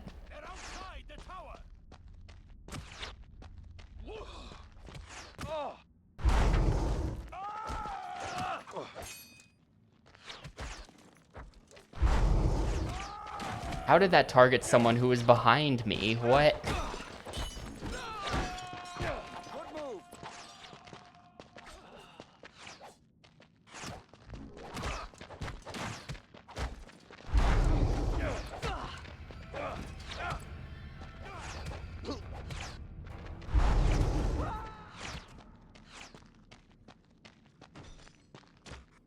I feel like these guys who are programmed to be like extra beefy enemies should just have like an animation when they touch the ledge where they just like flail around a little bit but then catch their footing. Like they don't get pushed off ledges. Otherwise it's just like no matter how whoa. Okay, just standing on nothing then. Because otherwise it's just like no matter how extra strong an enemy is, you can just one-shot them with a ledge the same way as everyone else. Goodbye. I missed. Yeah. It really is just like very incentivized to only do fights by throwing people off of cliffs. Is this level finally over? We've been here for like 20 minutes. No. It's not even almost over.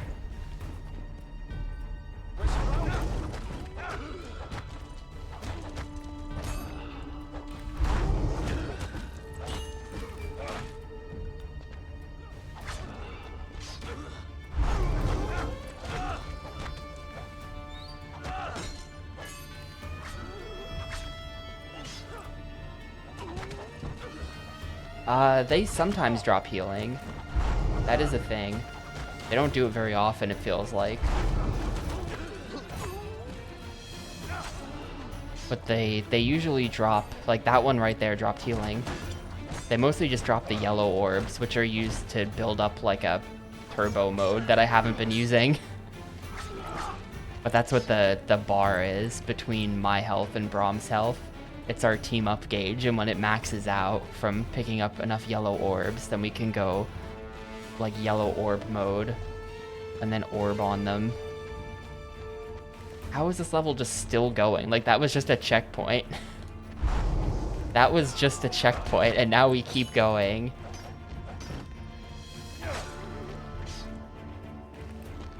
Yeah, well, when you throw people off cliffs, they still drop orbs, so, you know.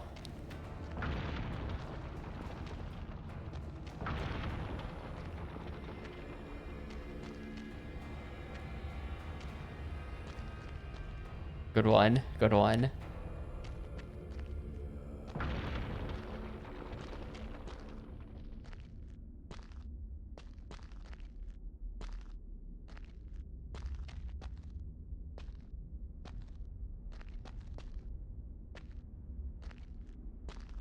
It's like the most boring level in the game too. We're like look at it. How and why have we been in like gray world for this long?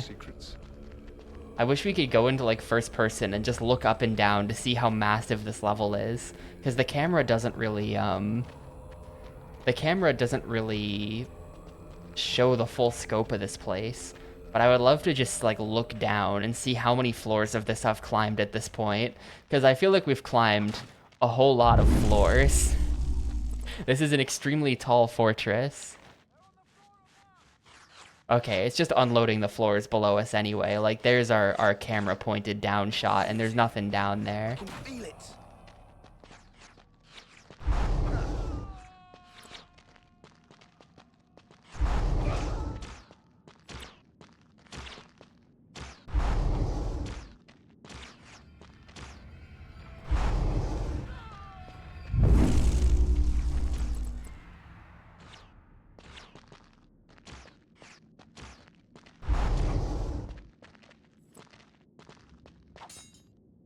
Oh, this door just smashes open. The other ones like that don't. Oh, he has rescued a girl. Oh, no. Who is this?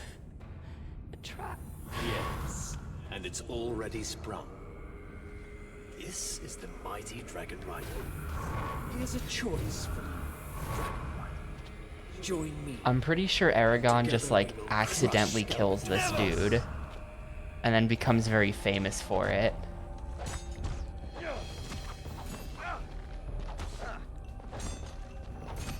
Like, he kills him, but it's kind of just like a total fluke. Careful, Eragon. The Shade has many dark powers.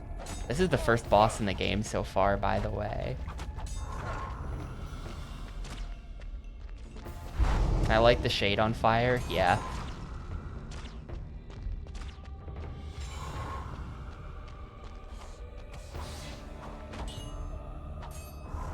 He's got iframes during the throw.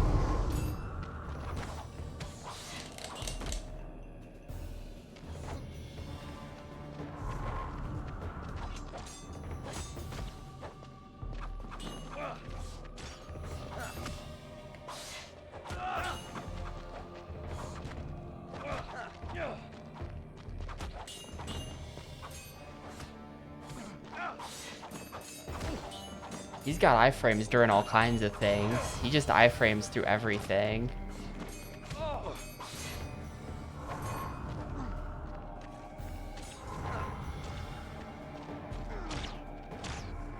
Maybe I should just constantly range him like Braum is doing. Does that do any damage?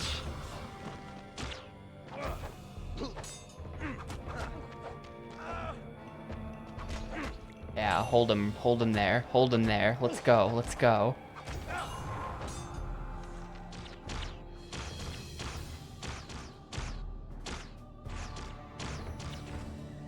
He takes a little bit of damage from this.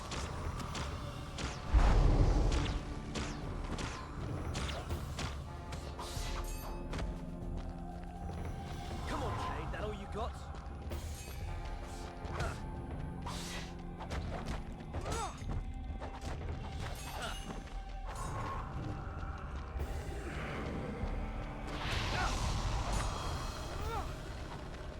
Oh yes, get him, get his ass, Braum. Get him, get him. I don't know how I did this.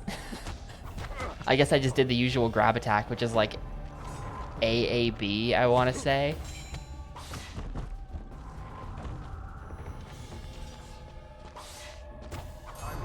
Back to the abyss, Shade. Yeah, that's it. This is totally the strat. If you can get him with the grab, then you can just have Braum like beat the hell out of him while you watch. Is he gonna summon enemies? Is he bringing minions? No, he's like throwing stuff at me from the walls.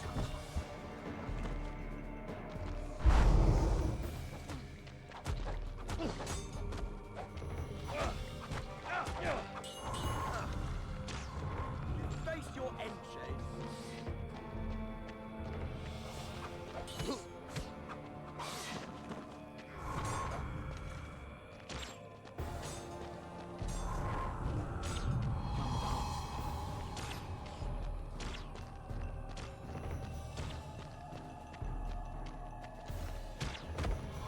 Hard to dodge all of that. He's just gonna spam it now.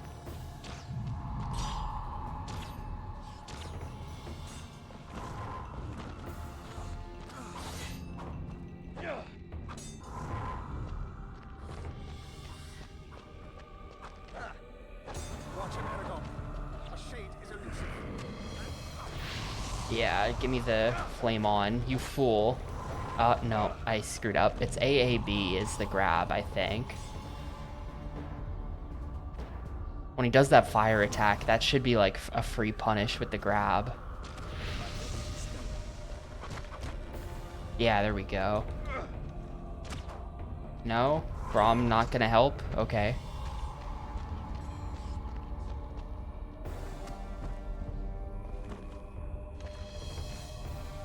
Beaten by a farm boy, Durza. Dude, he literally is just spamming the attack where he has a big shield now. This boss is actually kind of crap. Which, to be fair, the bosses in the Lord of the Rings games are kind of crap in my opinion. I've never liked them. But this is like, this just sucks. This guy has so much health, and he's just immune like 90% of the time. Like, he literally just, he does it, then he runs up and punches Braum, then he does it again. He just teleports away if you're gonna actually hit him with something. I think I gotta roast this guy.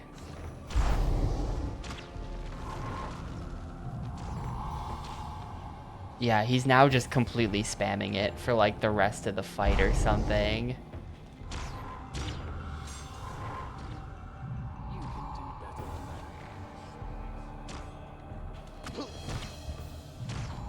Dude, he just does it into doing it again.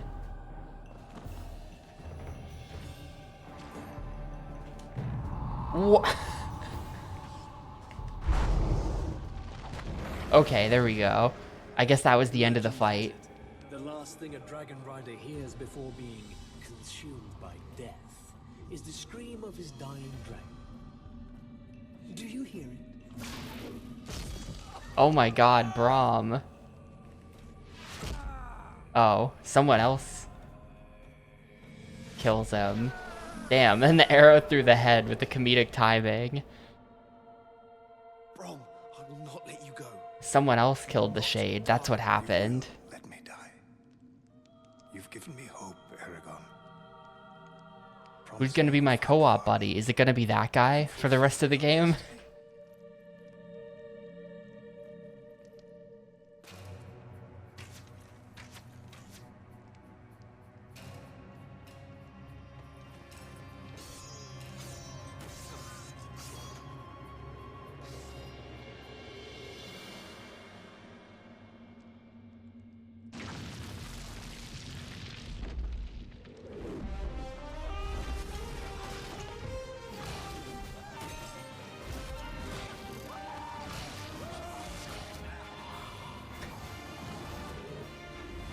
Maybe a dragon riding level up next. Haven't seen very much dragon in this game about a dragon. Or about a guy who has a dragon. You would expect a bit more.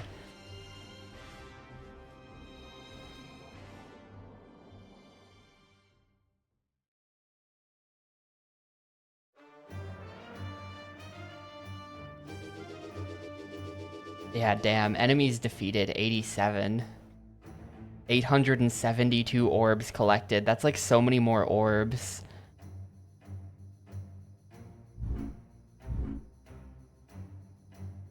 Than like any level before this, I think.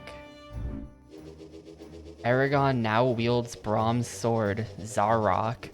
Your attacks are even more powerful. Murtaugh is now your ally. Alright, thank you, Murtaugh. What did we get for the unlockable?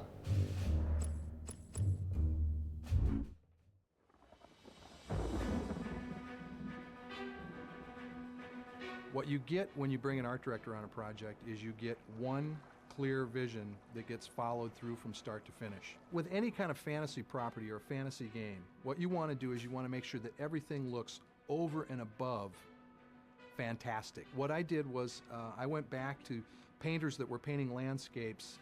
These guys had created some of the most lush and beautiful landscape paintings anywhere, and they had a knack for painting something and then making it look like you're looking at the painting and you're swearing that the guy that painted that must have been the first person to come upon that scene. What we had to do is we had to take those paintings and figure out stylistically what are the essence of these paintings. Well, what are the real key things that make these things look as beautiful as they are, and how can we incorporate that into our art? Cut to shot of incredibly gray looking Xbox game. Consistent vision for the artistic style of this game, and if it's one thing that you'll see right away as you're playing the game is that there is a continuity throughout the entire game with regard to the art direction. Tim Ramage, our producer, and John Kleber went out to Budapest where they were shooting the film, and they took digital stills of the sets as they were building them. They were actually able to get a pretty nice blueprint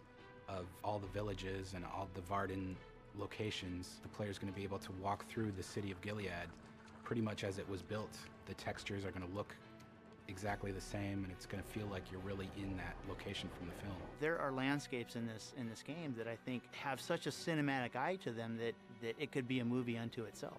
The world is full of rich, natural color. It's all about balance. It's about figuring out how much color you need as an accent to fill out a scene or to fill out a location. When I look at the screen, I look at it as if it's a static composition. I want to see how all the little colors that are in there play off of each other and how they balance out. He brings a very cinematic feel, the way he's long story. What's up, Muck? And artistically brought the universe into 3D. Yeah, the author was like some like turbo dork kid who wrote a book, and then I don't know, probably through nepotism somehow it became very popular. Or man-made castles, fortresses, that sort of thing. There's interiors and exteriors, and there's a great variety of environments to have to experience gameplay in, and it's all John and his team that have brought that to life. This is probably as close as I've come yet, film or game, to realizing the vision that I had in my head. For how This is the best looking game this guy has ever made, according to him. It looks exactly like he wants it to. Keep that in mind. With that incredibly gray level we just spent half an hour walking through.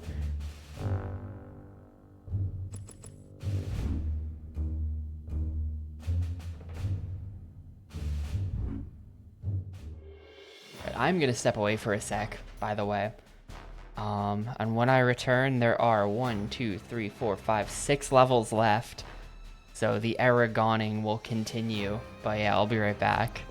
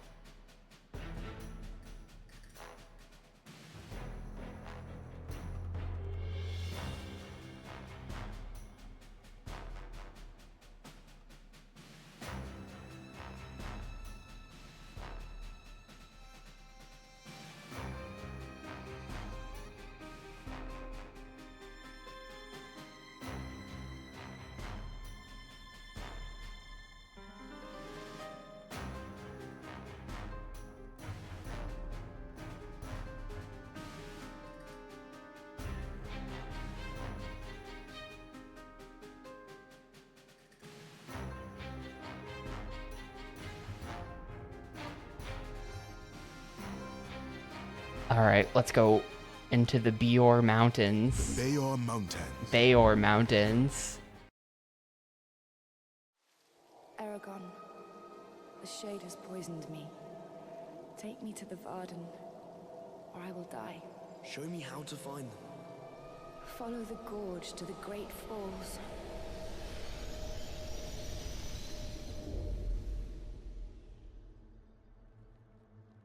Who are you anyway? Murtag. Murtag. Your partner, Dragon Rider. With Aria poisoned by Doza's magic, the heroes travel through the Beor Mountains in search of the Varden.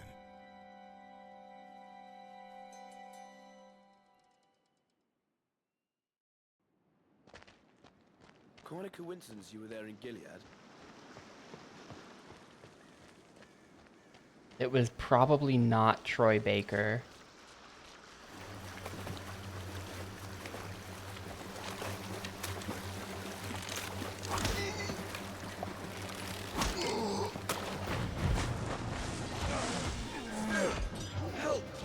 It's a good thing we've got Legolas with us now.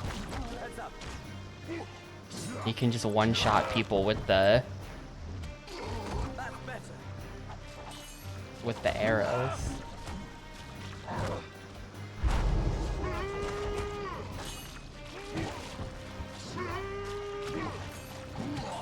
These guys are still really annoying.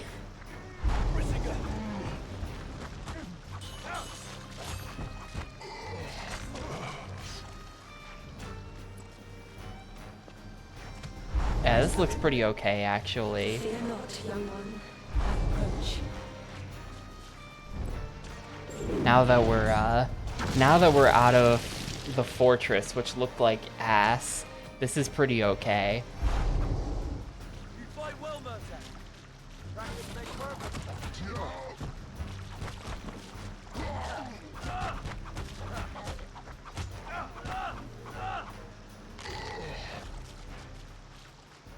Well, I don't think Legos existed when Legolas was invented. In fact, I'm certain that Legos did not exist. Another Dragon Rider skill. That magic can come in handy. Unless he was a made-up character for the movie or something. I don't know. I've never read The Lord of the Rings or seen the movies. Everything I know about Lord of the Rings I learned from the video games.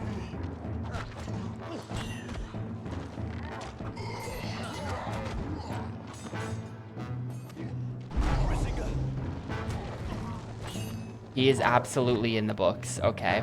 Well, I don't know. I could see him as like a film OC. I think that the movies are supposed to be pretty, like, you know, faithful, or not entirely, because I know that the movies don't have Tom Bombadil in them, but like that the movies are not the types to just insert OCs into the story and shit like that. But I feel like in a lesser production, it would totally be like, what if we put a badass in there who just kills everyone and is cool? Like, they would totally do that. The film will test better if we get Orlando Bloom in here as a badass who kills people and does flips.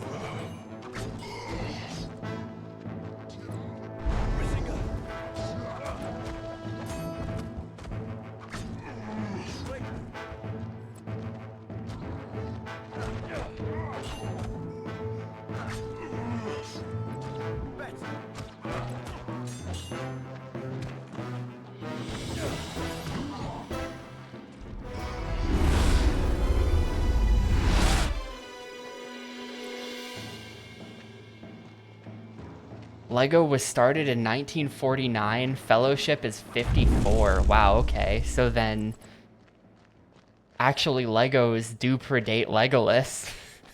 Damn. I didn't think Legos that old. I would have guessed like 60s or 70s for Legos.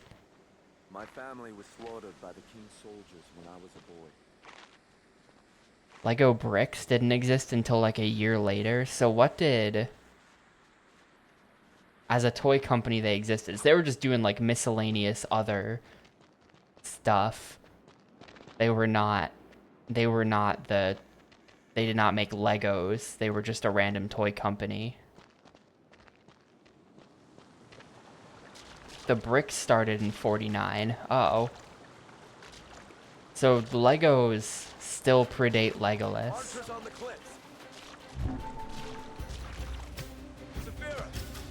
Get him. Get roasted by a dragon.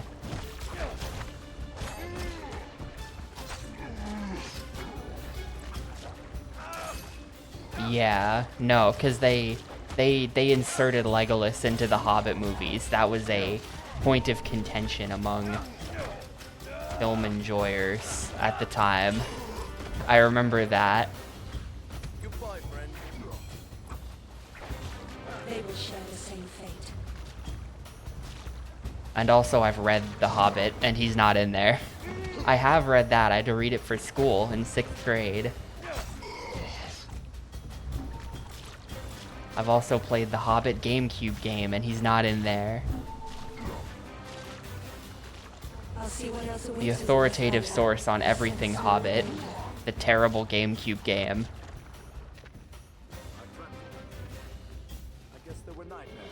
Yeah, I guess that's possible. If he could have gotten a random shout out, because that's Tolkien's thing. He like invented a bunch of shit and then wrote the book about it. So he could have already had the idea and was just like, yeah, we'll get to that part later.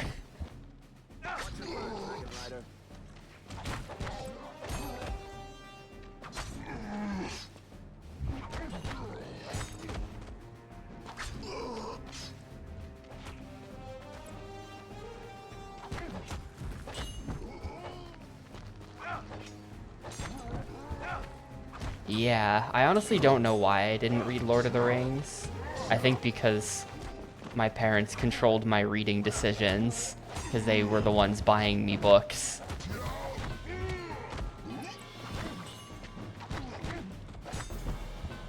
But I was never into the Lord of the Rings as a kid. I didn't see the movies, I did not read the books. I read every other popular like book kids would be reading at the time, except for that.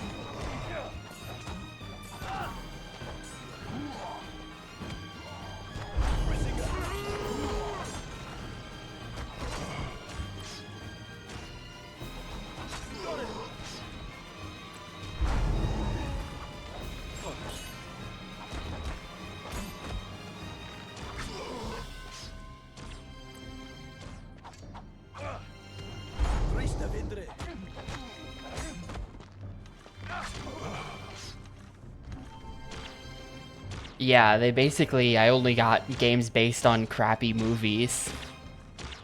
I had like 98% bad games as a kid. That being said, I also mostly had bad movies. I also had mostly bad books. I was really into Harry Potter. I also mostly had bad movies. The movie selection that we had at home where I watched the movies a whole bunch were like only the shittest movies.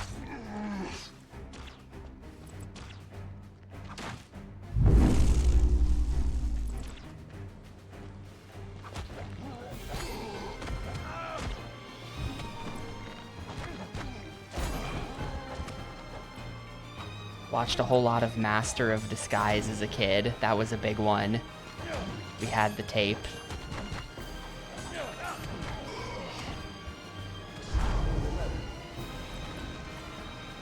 I guess you can see what the art director is talking about. If I just like stand here, the background does look really good.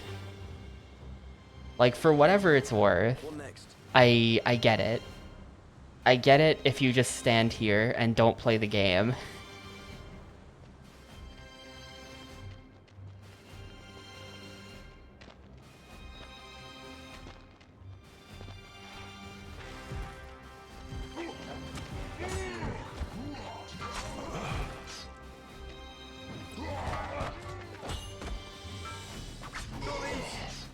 I'm just slightly too zoomer for that, unfortunately. I got into Harry Potter I think around the time the 4th or the 5th book came out. So I was a late comer.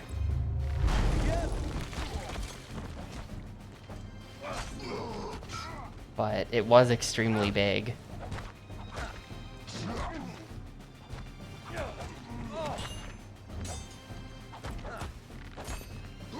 Good eye.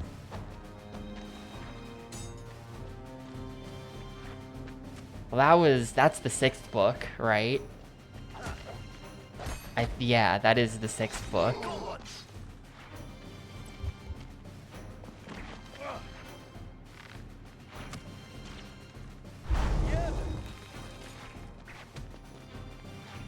Not really sure what the point of this is, other than to like remove cover for the enemies, but you could just walk up to them, so who cares?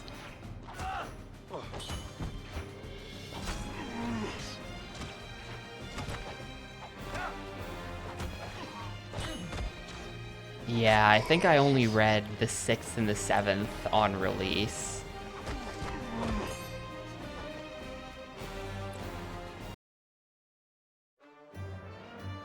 Oh yeah, and to answer whoever asked about the library a couple minutes ago, the weird thing is, I did used to hang out at the library a lot, but I don't actually remember ever taking any books out of the library.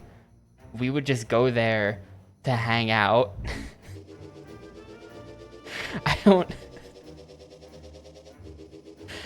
I don't remember actually renting very many books from the library.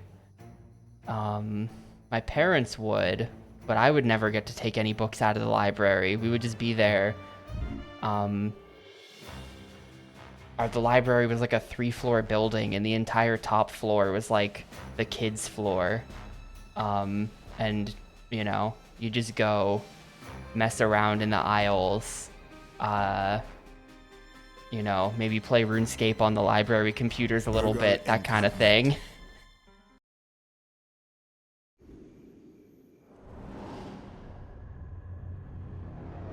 Be careful, young one.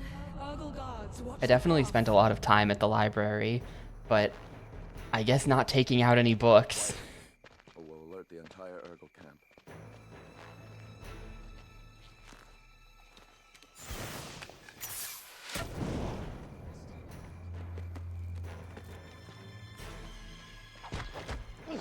So long, friend.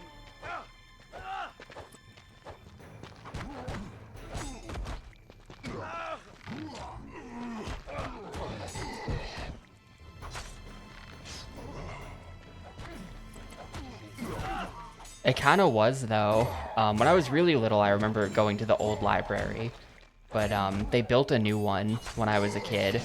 So the building was actually very new and like state-of-the-art library. Whatever that means. So they did have computers capable of playing RuneScape. Why so many Urgles in the bales?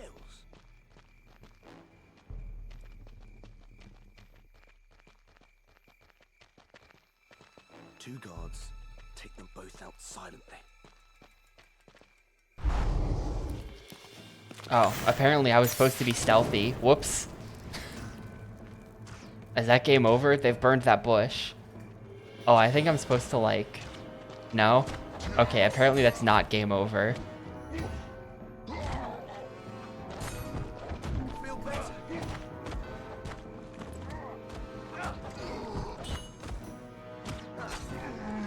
I have never once in my life had to look anything up on microfiche. I'm sure they had it, but... you know, I'm enough of a zoomer that you could just Google it. Like, I don't know. I have never needed to do such deep research that I needed to look into something that would conceivably only be on microfiche. I never have existed before a time when you couldn't just Google it. Google was already pretty good by the time I was like a kid.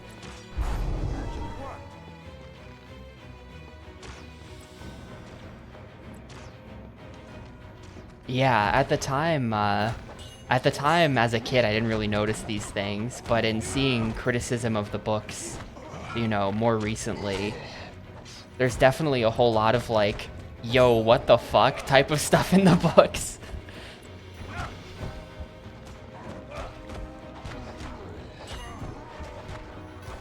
I mean, straight up, this is, it's something that people make fun of a lot with the Fantastic Beasts movies, that the main antagonist wants to stop the Holocaust, and that makes him evil.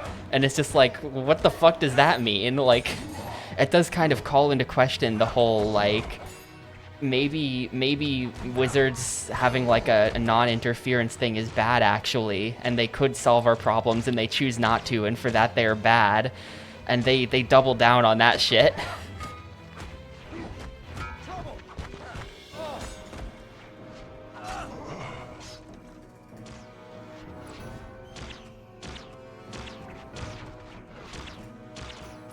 The whole, like, house elf slavery is good actually, they like it, and it's good for them angle is a little bit questionable as well.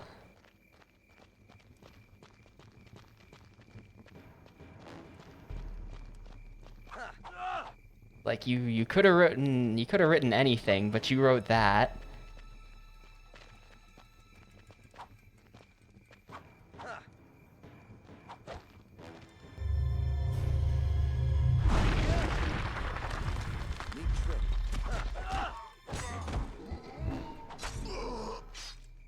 That's better.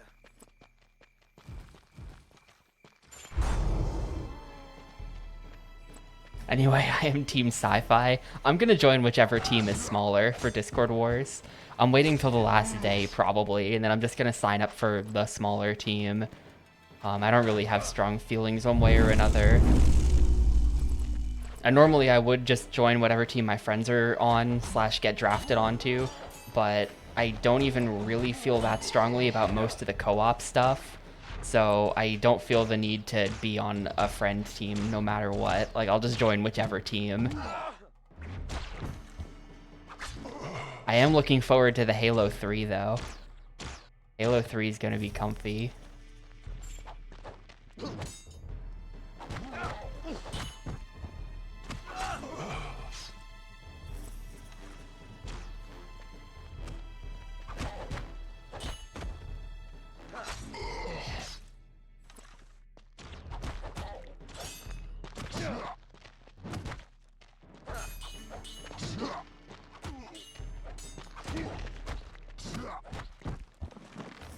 Well, the thing is, it would be cool to play with you, Muck, if we're on the same team. I hope you end up on the smaller of the two teams then.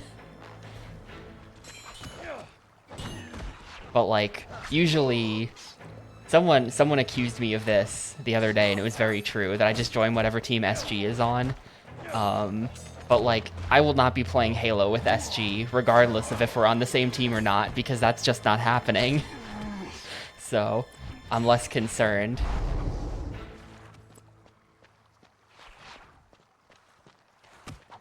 And Pi said he's doing the same thing with races this year, where like you can't join all of them.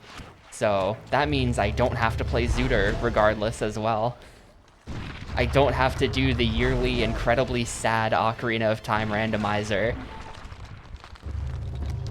On the one hand, that's a shame because I would have liked to have joined all the races, but on the other hand, thank God I don't have to do that.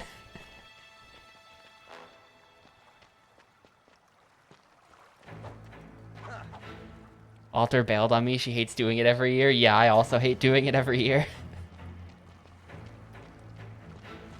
The race games are super solid though. Like, I will join pretty much.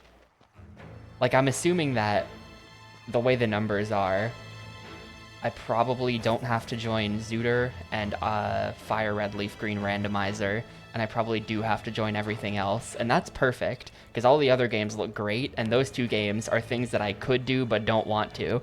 So, like, I'm not saying it's good, but I am saying we take those. Wheel of Katamari is quite short. I think that blind casual, you could beat that in 2 hours. 2 to 2.5 hours. I might get sweaty with that game and try to like place well, because I've played it a lot and I love it. And I've actually learned other Katamari speedruns in the past, so it would be pretty easy for me to pick up We Love Katamari, I think, hopefully. What do I do now? Hello? They destroyed my bridge. Depending on numbers, Mario Party is the one that I'm hoping to not have to do as well, because it's super long. Oh, here we go. I just went the wrong way. Mario Party is just gonna be like a 5-hour long experience. So if I can somehow not have to do that, that'd be great. But if I gotta do it, if it's for points, I'll do it. I am a true internet point degenerate.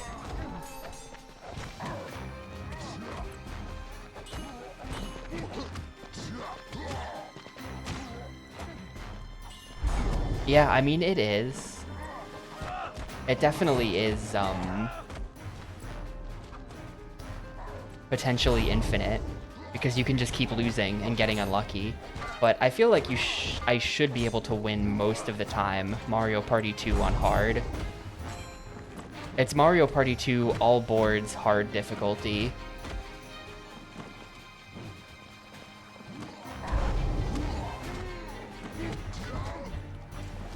I don't know. I've honestly not played a ton of Mario Party 2.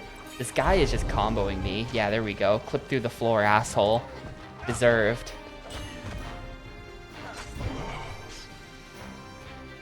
I don't know how many turns. Presumably 15? What is it in Mario Party 3 story mode? Is that 15 turn games? I would guess 15.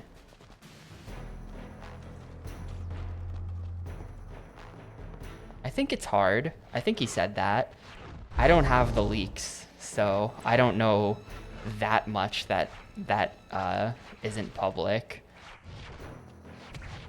I actually know basically nothing that isn't public, because I don't know what the fate of FM Hundo is. They were planning that, and I assume it's in because Pi alluded to it, but I guess I don't know for sure.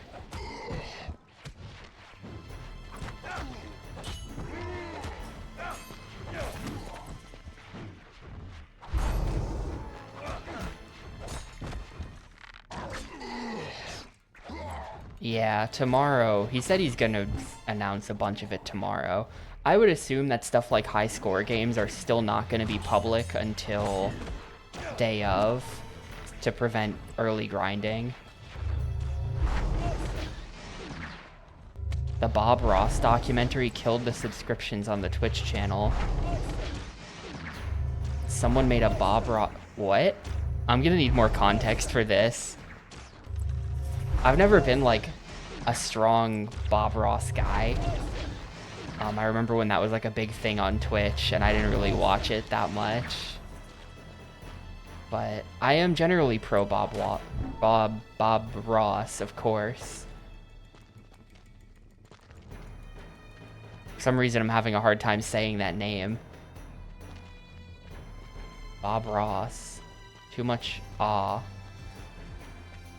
Maybe.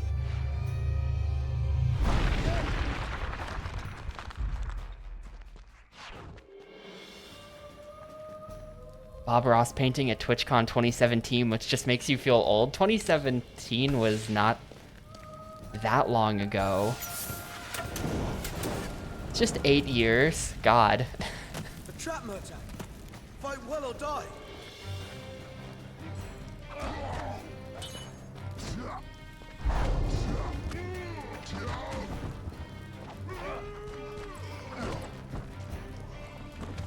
Yeah, the complete lifetime of the Switch 1, which was a console that refused to die. But the Switch 1 can't be that old, because I remember... The Switch 1 isn't retro. Retro is like the PS3 and the Xbox 360. PS3, the Switch isn't that old.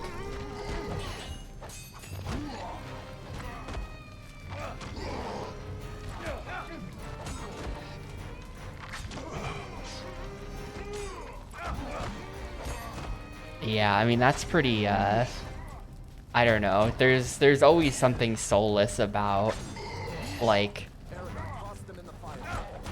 a corporation continuing to use your name and likeness after your death. Like, it's the kind of thing that people talk about a lot right now with, like, AI and, like, certain actors being brought back from the dead to play their roles in like, movies and stuff. You know, what's that guy's name? Shit.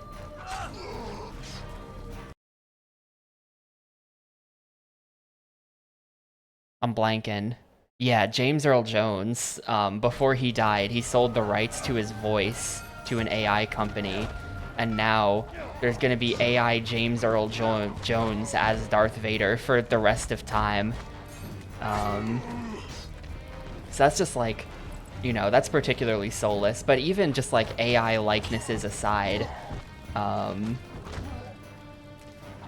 you know, stuff like cashing in on a guy's name and face when, like, I don't know. I mean, maybe Bob Ross would have been totally down because fuck yeah, money, but it just kind of is like icky. It's always a little bit icky where it's like he was not here to approve of that. If you're gonna be like, do some real like soulless capitalism shit and slap his face all over it. The heroes have failed. Did my buddy die? Is that what happened there? I think the friend died.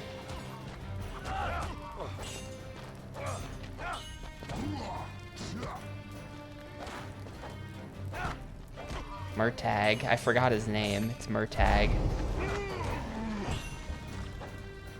Maybe Murtag shouldn't be using the bow and arrow when enemies are 1 foot in front of his face. Take out the sword. It's time.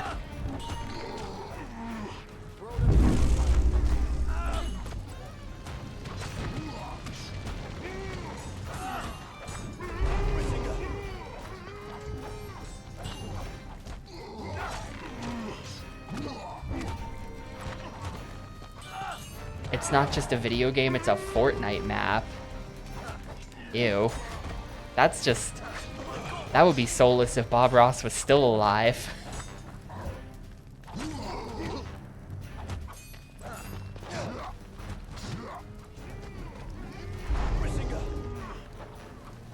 I don't really understand the status of Fortnite though.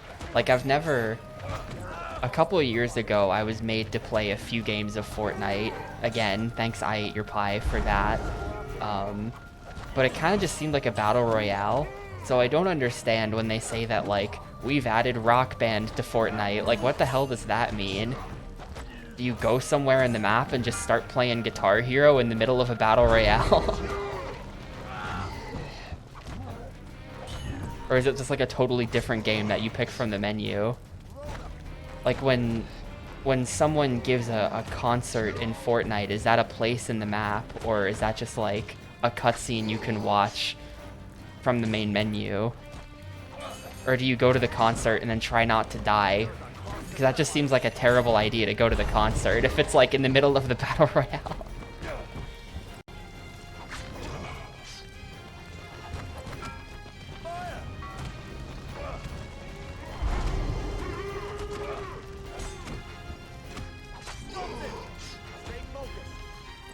Well, isn't Lego Battle Royale actually its own game? Like, they sold it separately. That's a thing that exists. It is a different game that comes in a different box.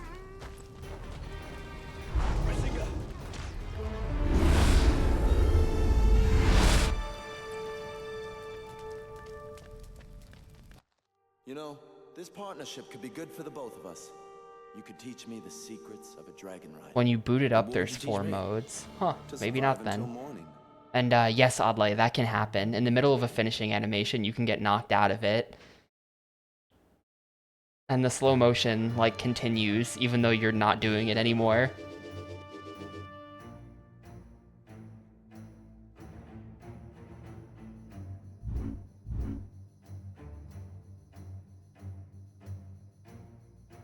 Man, Man, Misty Gorge. Where'd they get that idea from? Genius. So original.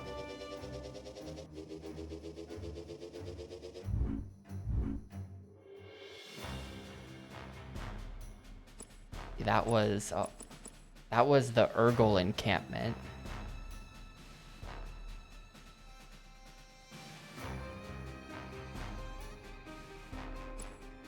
Misty Gorge.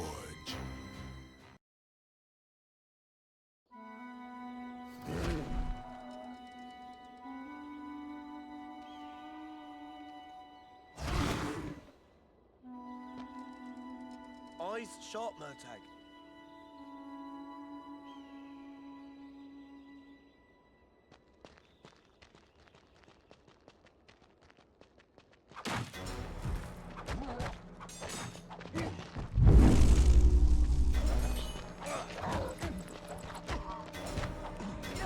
Get him. Alright, we got him.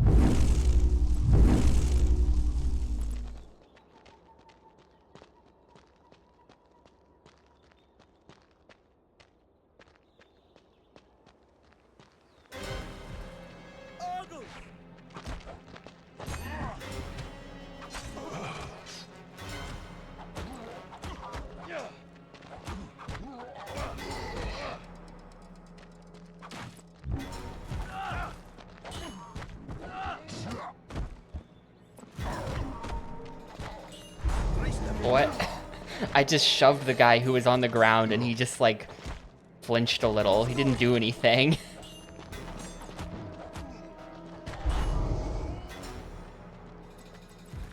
We looked it up the other day. The author, Christopher Paolini, is still out there authoring to this day. He's got a sci-fi series of books going. He's writing short stories set in the Eragon universe as well. Apparently, a couple years ago, like, I think Netflix said they were gonna do like a TV show adaptation of Eragon, though that hasn't materialized, so. And I don't know why they would do that, so like, we'll see if it happens.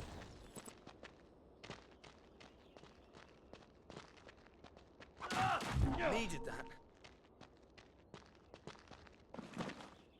I did say that in like a spooky ghost story way, and some say that he's still out there authoring to this very day. He might even be right behind you, right now. Where the hell am I going?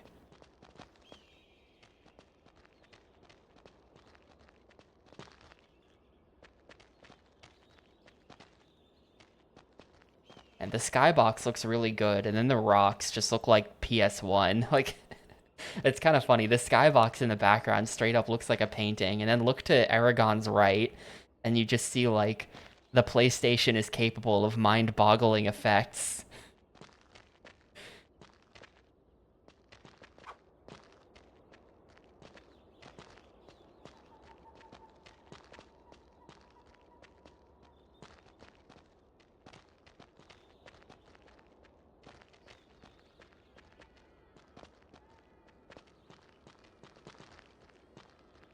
Where the hell do I go?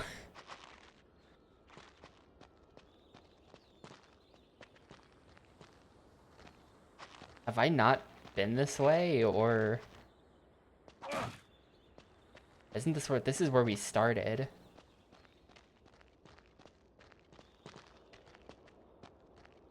There's like rock stairs right there. How do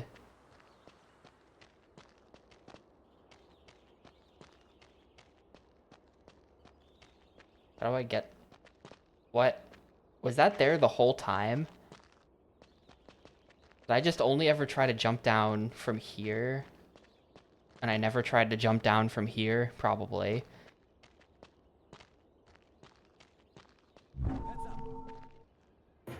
Get him. Destroy the bridge. Gladly. Yeah, a couple of times navigation's been a bit iffy. There was an early level where I spent like 15 minutes trying to figure out where to go, and the answer was you have to grab a ledge that's completely off screen. And that I had already actually tried to grab and it didn't work, but I just had to try harder.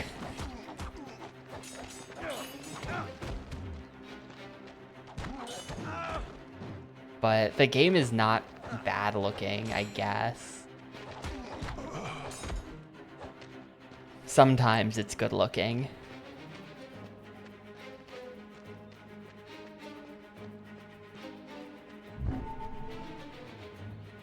Saphira, hit the bridge again.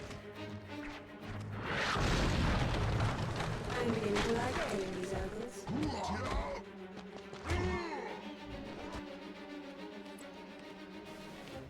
I wonder if we're just gonna get that one dragon riding level. Works both ways.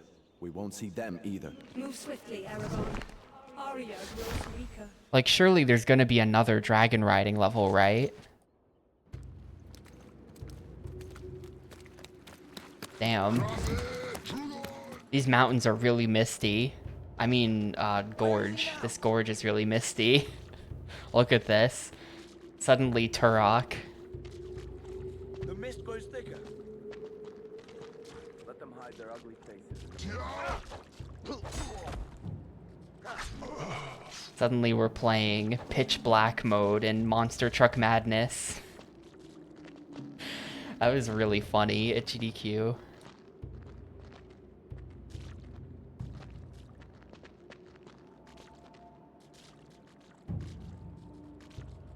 I can't see anything.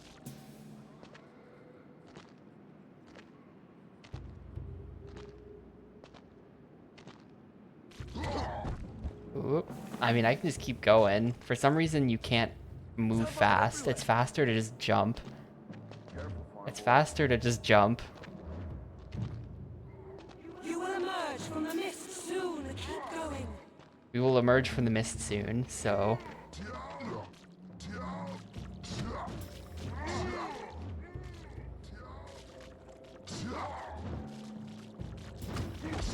Wait, this is just a wall. What?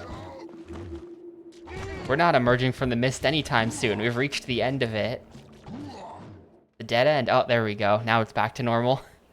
Like, that shot looks really good, right? Like this. If we just stand here, every once in a while, there will be like a camera angle where it's like, oh, hell yeah. Like, they baked the lighting just right on this one.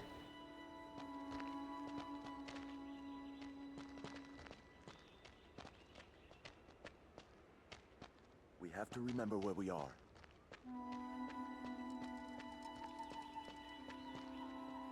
Like the way they've got the low-lying fog. The mist, you could say.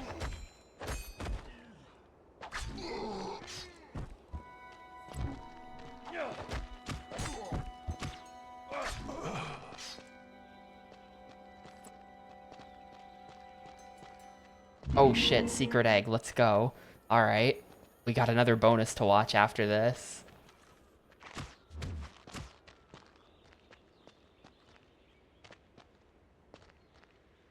Fully egged. Apparently not that.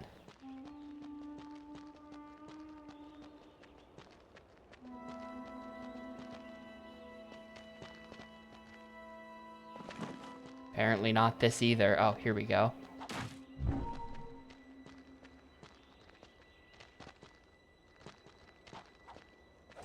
What? Why am I taking damage? I'm not.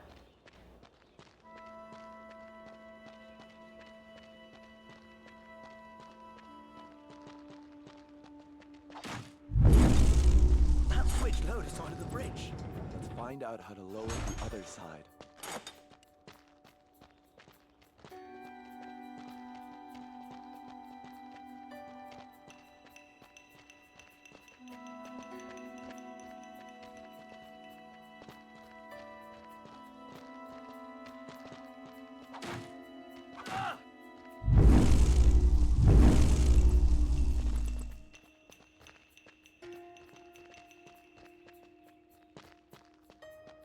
Hey. The people love Leisure Suit Larry. What can I say?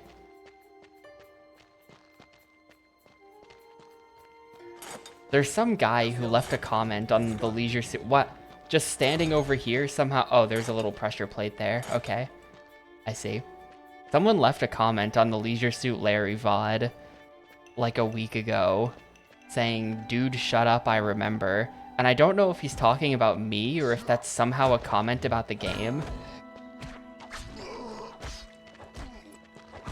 But there's no timestamp on the comment, so we could have been, like, I don't know.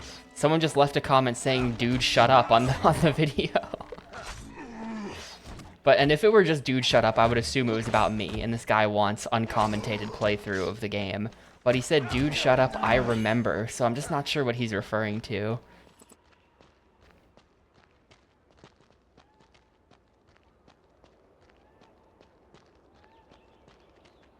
This looks suspicious. Watch yourself. Another good-looking scene here. I do read the comments. I don't get that many comments, so I read all of them. Was my health bar just 0 for a second there? What happened? Wait, why is it just draining? Am I gonna die because of the rock that fell on me? No, I'm not dead. I'm just mostly dead.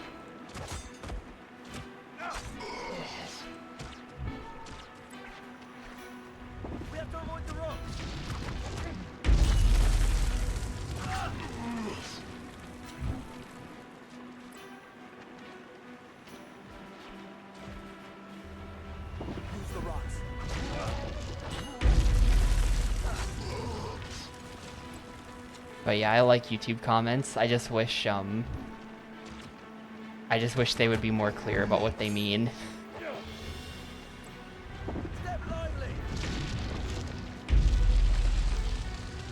It's kind of a nice set piece. This sort of thing hasn't really happened much in this game.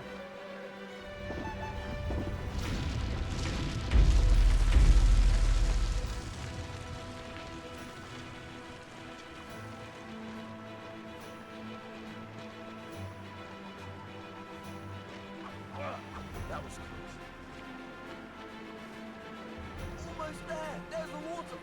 I led you to the waterfall as promised.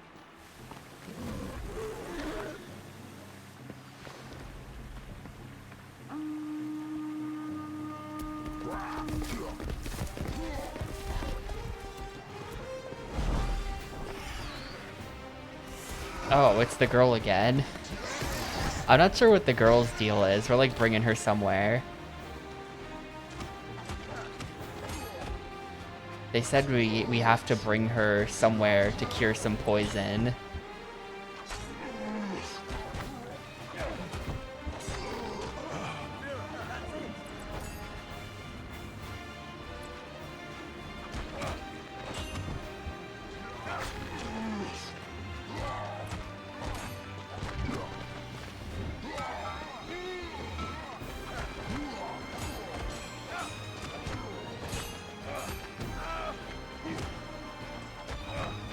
I don't know what this says about me or about anything, but when I looked up the author the other day to see what he was up to, I was surprised to find out that the author is not a Mormon.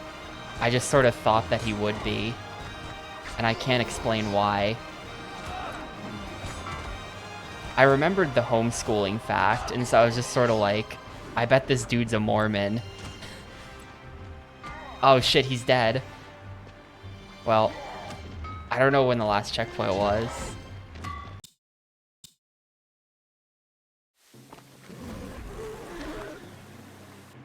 Okay, it was right here.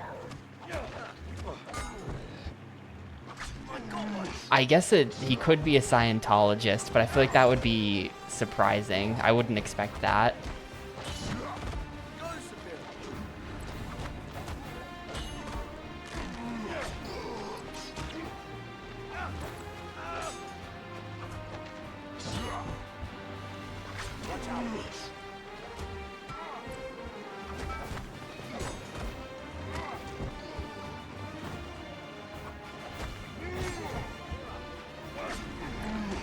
That's more of like an actors or Scientologists thing. I don't know about This like random book author guy.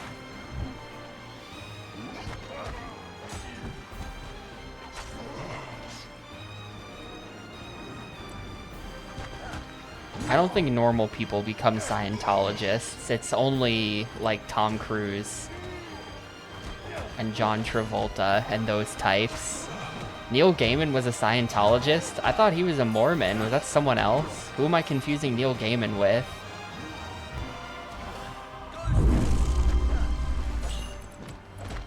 There is some Mormon big writer guy.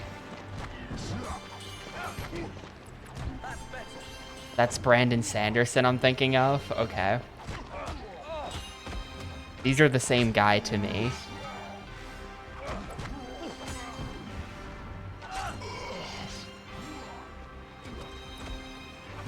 Though I know Neil Gaiman got accused of all kinds of shit.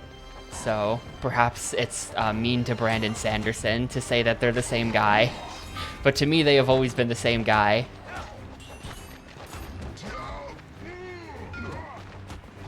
We have like a girl dying meter in the top left right now.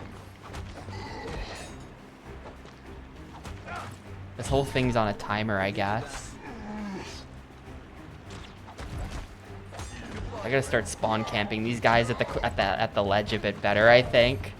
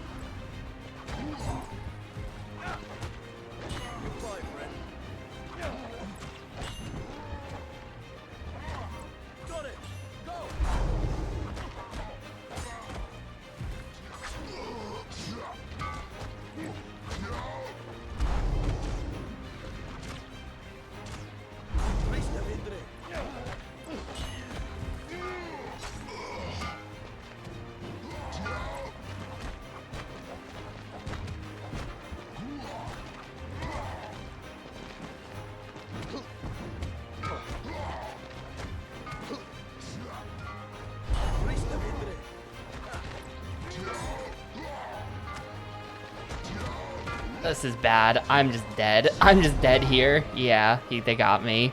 That one dude just started spamming. There's not much you can do when that happens, I feel like. I wonder if there's something I'm supposed to be doing other than just killing, because usually the answer is just killing. Maybe I gotta go. Nah, I can't just go.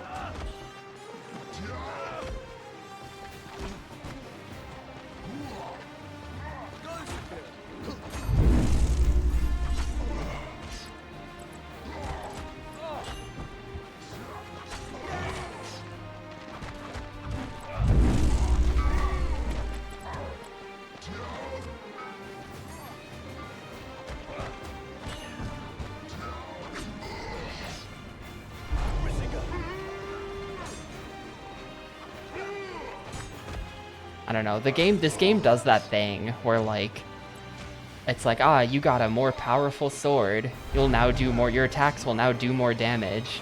But in practice, they've also boosted all of the enemies so that it still takes the same number of hits to kill everything. So actually your sword doesn't do any more damage meaningfully.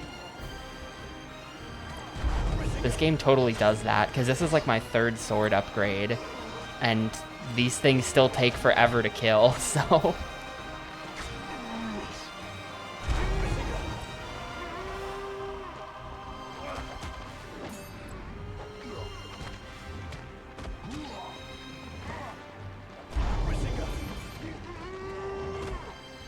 Nah, we can still kick people off a cliff. This is the cliff over here.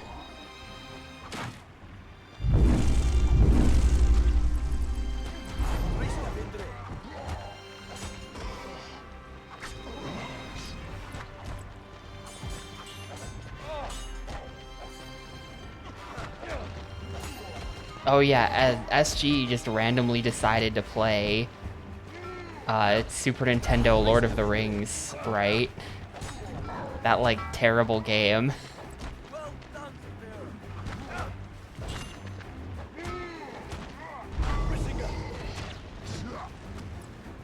I don't know why he played that. I guess he just saw Arius play it and thought it looked fun, but why would you think that looks fun?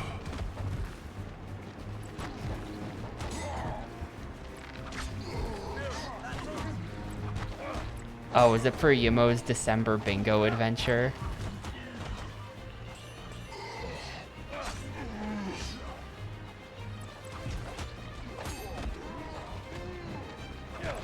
We're almost at the, like, go berserk mode.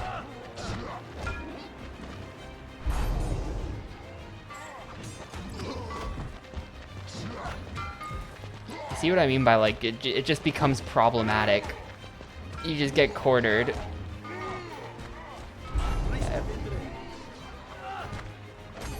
So the pushing people off a cliff strat isn't working great right now.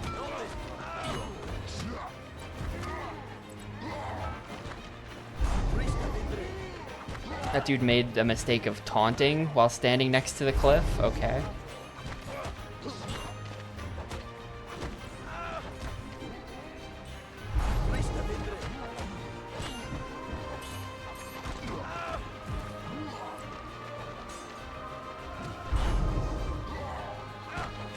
Surely this is it, right? No, how is there still so many more?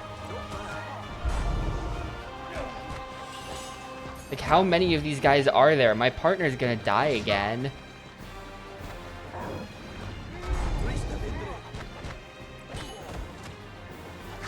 How many are there? And how do I still not have...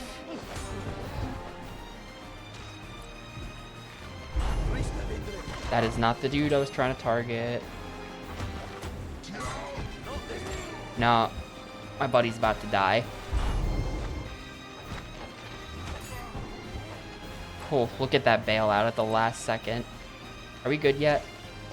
We're still not good. There's still so many more.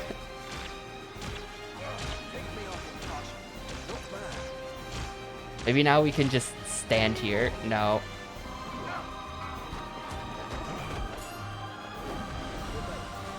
Okay, he absorbed a healing thing. Thank you.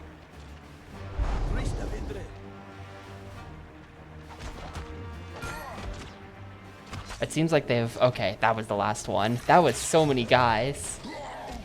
That was so many guys. Tell all our people, the fight we've been preparing for has come to us.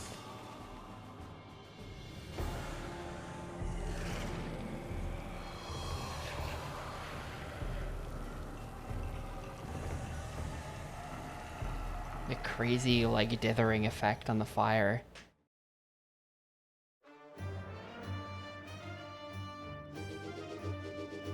$1,007 power orbs collected. Insane level. We got the egg too. We gotta go investigate the egg.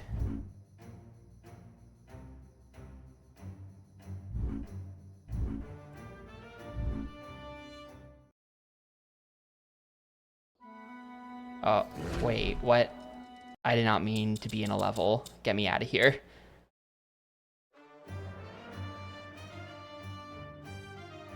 Mission aborted. Quit game. Wait. Surely it's saved, right? Birth of a game.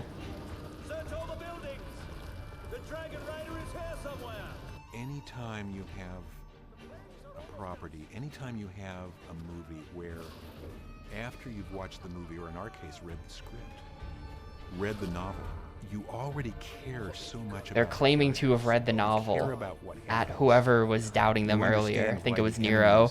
Are evil. You understand in rich detail what it is that makes them evil. This is the PS2 hooked up in the background. You forgot to blur the PS2 in the interview footage. Everyone will know. Galbatorix has to be stopped. These people have to be helped. The Varden must be reached. You start with that emotional imperative.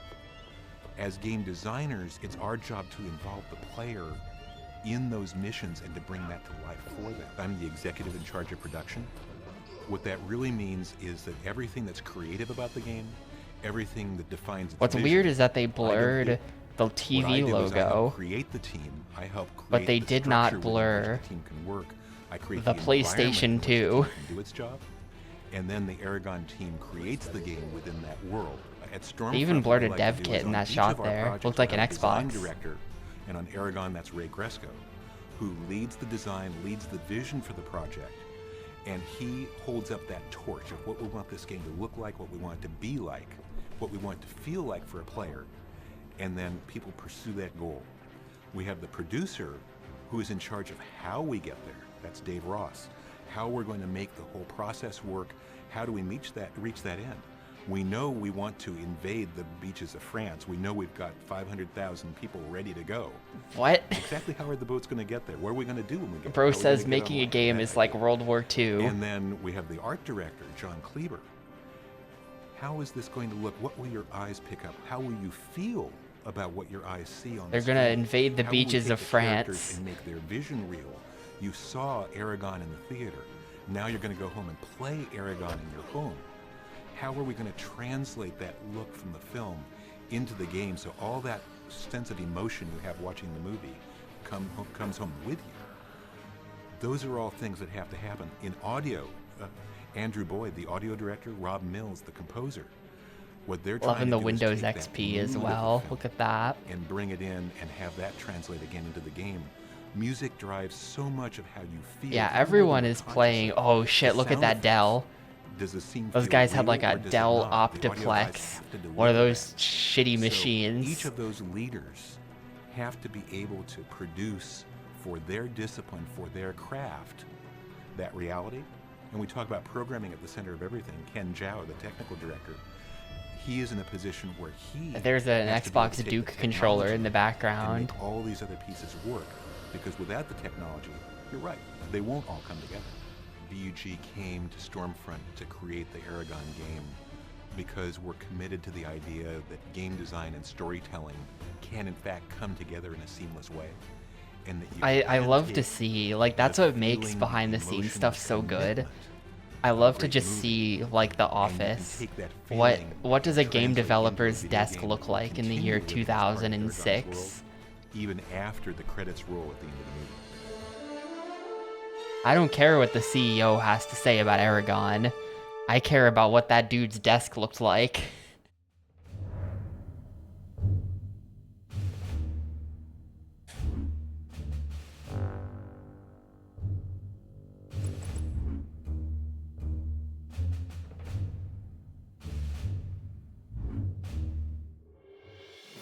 Alright, we made it to Urgle Attack. There's only 3 levels left. Are we gonna get to do the big battle? Or is that just, like, not gonna happen? Urgle Attack. Or are they gonna add more levels onto the map at some point? So, Eragon and Saphira finally found the Varden, who were able to nurse Arya back to health. But the Urgles followed close behind, intent on destroying the rebellion once and for all.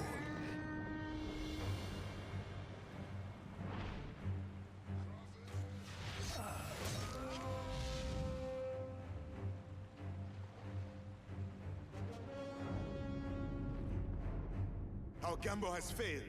The archers were unable to light the oil traps. We're on our way.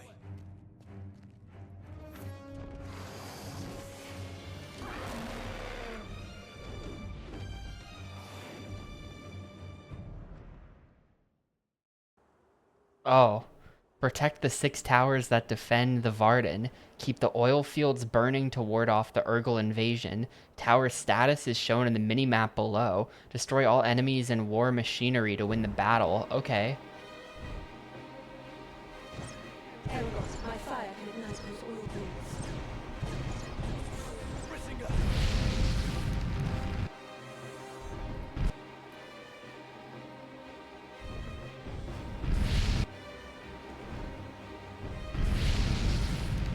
I don't really have control.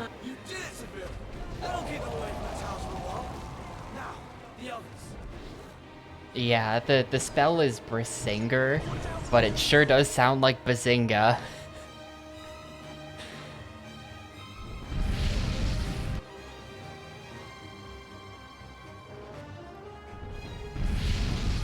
Look at that. Yes, Eragon. The towers are under attack. Magic arrows should take care of those ballistae.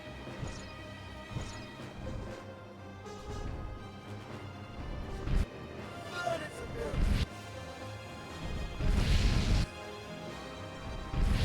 I love burning Urgles. Glad to hear My it. tail can smash them.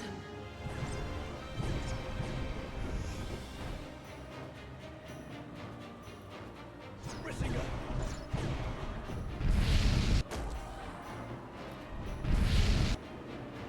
Oh, egg, egg, egg. Okay, got it.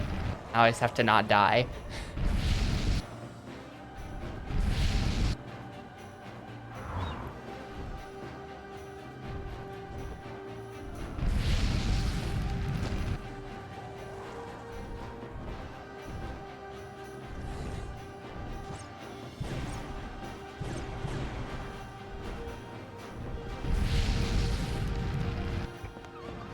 There's the checkpoint, so we should be good with our egg now.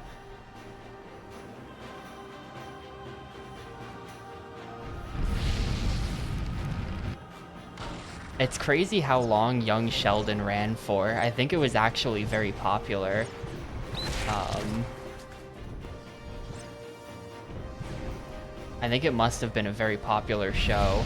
And I assume that at some point they must have done an episode on the origins of Bazinga, right? They can't resist that for that many seasons.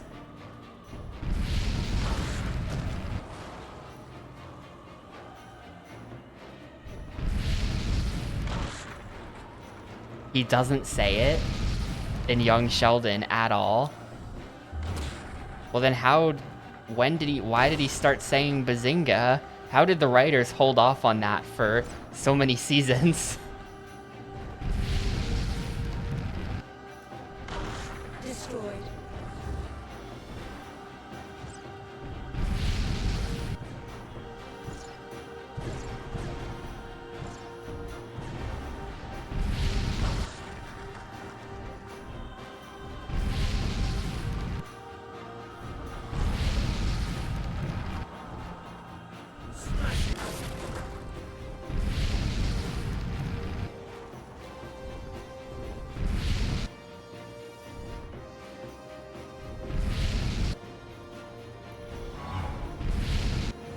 Use magic to throw back the fireballs.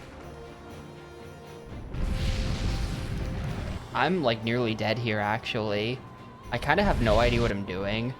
So it makes sense that I'm nearly dead. But also damn.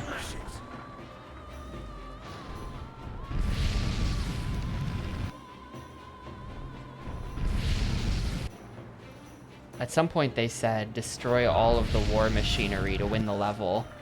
But I feel like the only way I'm destroying the war machinery is by just like slamming into it face first. Nothing else is working. The heroes have failed. What?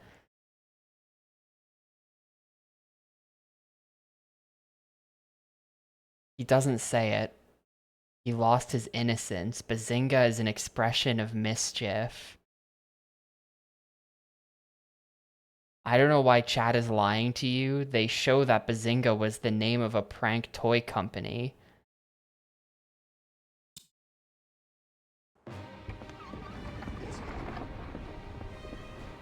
Yeah, Ozzy.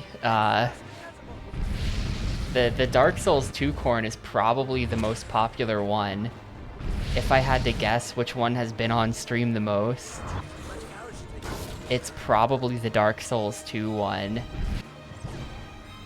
Burn the Urgles.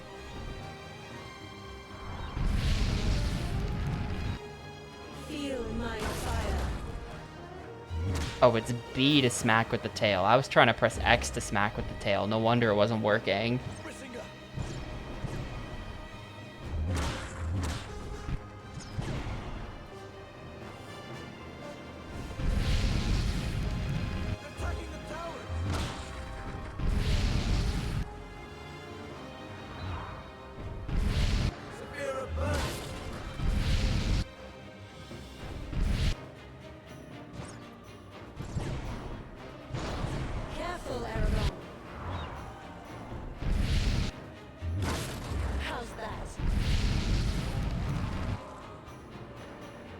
Not sure how I'm supposed to get that guy all the way off to the side there. But maybe we'll loop around. I feel like they're just replenishing. Like what? I like bounced off the side of the... Maybe I should just not even bother with the fire and we just run around smacking. We just smack that. Like so. What happened there? Oh, I'm dead. That's what happened there. I do not keep a running tally of corn usage. Nope.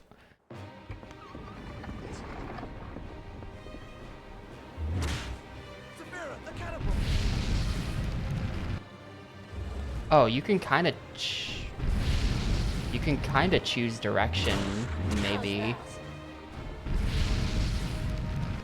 You have to like route this a little bit. Feel my fire. Use magic to throw back the fireballs. Watch out for the rocks!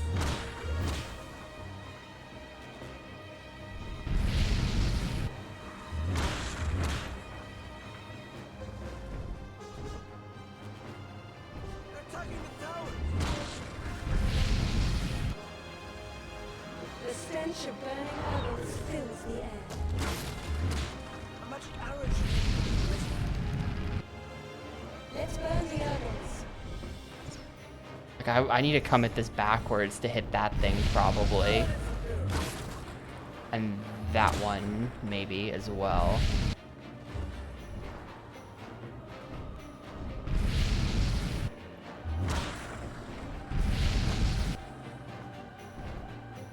Well, now that one is just like replenished. Okay. So I don't really know what I'm doing. I swear I've destroyed these ones already. Go this way. Take that.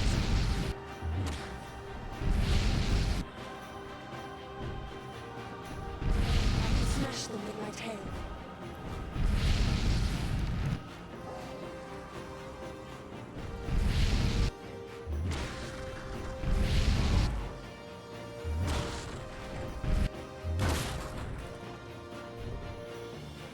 Wait, I died. Oh, come on. No, that was going so well. I feel like that was the last one. I feel like that was the last war machine. This level's bad. I don't really get it.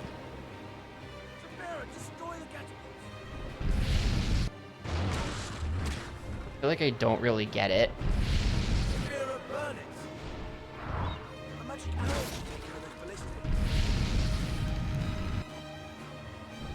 Let's burn the herbals. Feel my fire.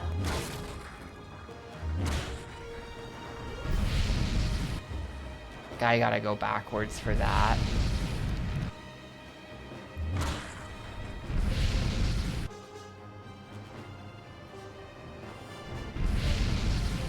Like, this machine is just back. It blasts you in the face with a fireball. Like, these machines just come back. I'm not really sure what they... Like, you can't destroy all of them. They respawn.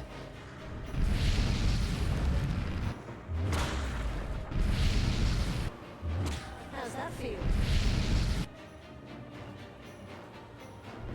My tail can smash them.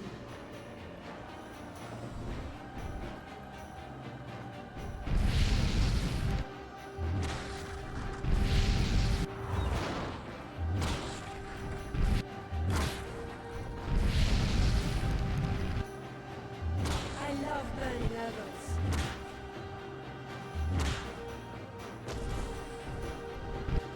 Eragon, use your magic to throw back the fireballs. Yeah, hold L and A to deflect the fireballs, but kind of hard to do that.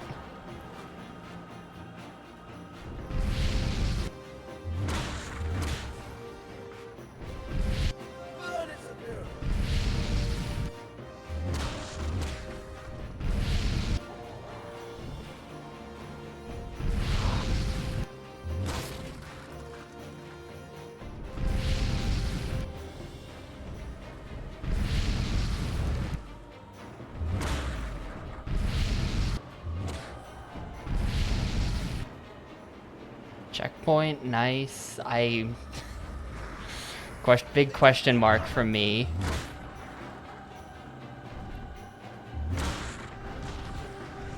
But now I'll die and I'll get the checkpoint, so I don't care. I died like 3 seconds after the checkpoint. That's honestly perfect. Fully taken those. Feel my fire.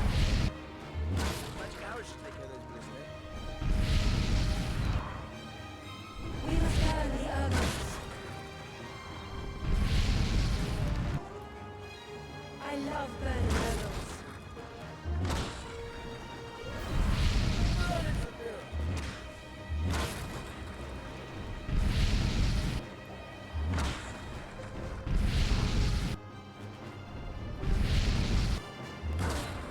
How's that feel?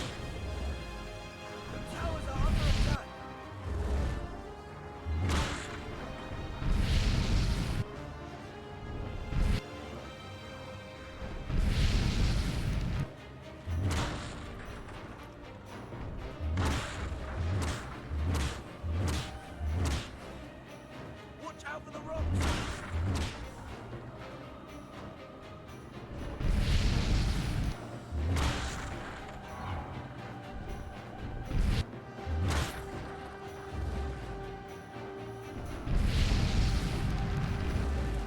The stench of burning Ergons fills the air.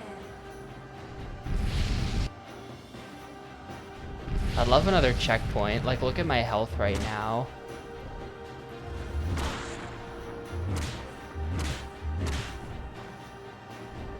And dead, damn. This is, I'm not really sure what's going on. I'm not really sure what's going on at all in these levels. I'm just like flying in circles and hoping that the game continues and I don't die.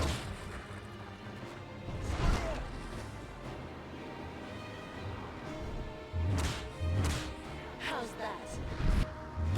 A magic arrow should take care of those ballistic.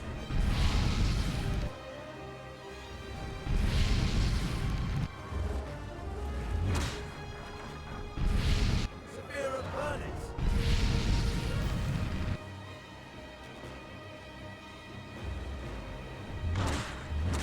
I think that when I smack them with the tail, I take damage.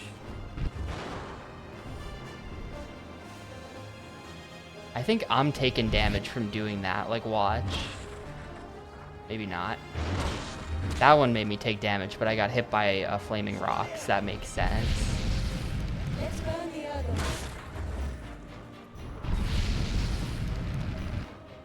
Feel my fire.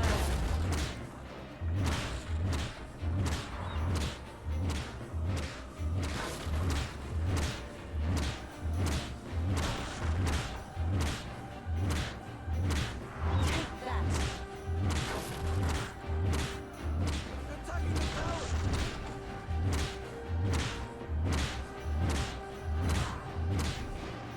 Dead.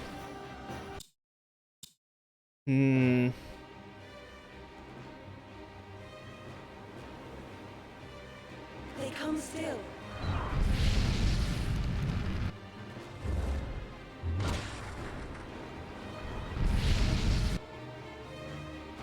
Yes! That's them all out at once. I'll use magic arrows on them.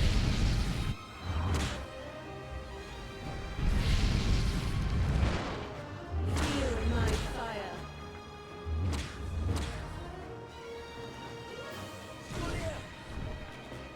My tail can smash them. Yeah, there's been a lot of recognizable stock sound effects in this game. How's that feel? We got a Wilhelm scream earlier. We got my favorite creaky door. I don't think we've gotten the eagle screech, but it's totally that type of game that would have it.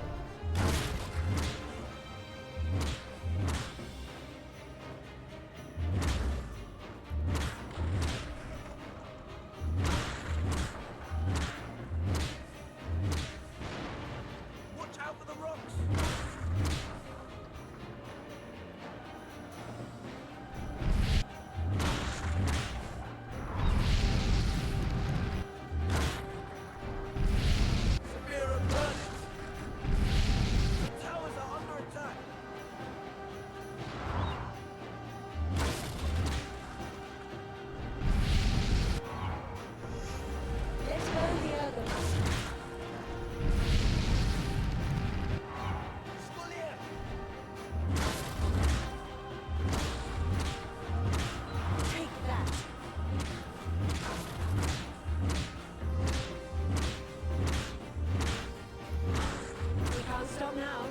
dead. Man, I might just put this on easy. I have no idea what they even want from me. I keep dying here. I have no clue what's going on.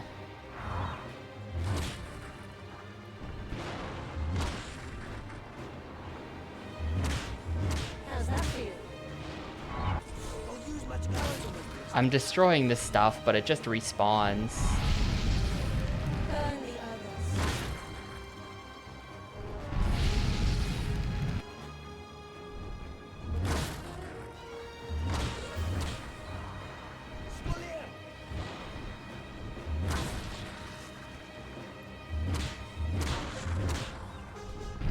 This feels like I'm taking a lot of constant, unavoidable damage.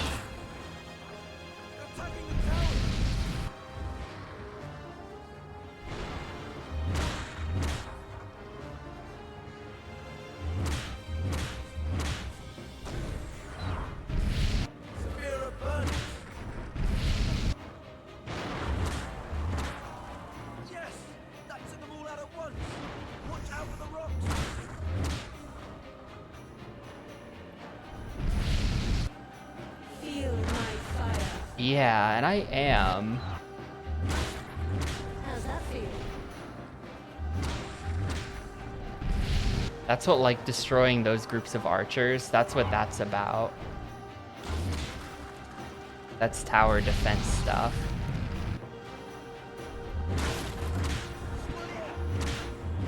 Like, these groups of dudes are the ones attacking the towers.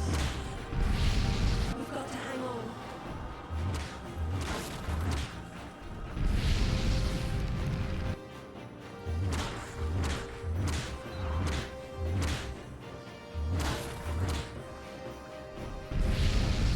Towers are about to die. The towers are dead, man.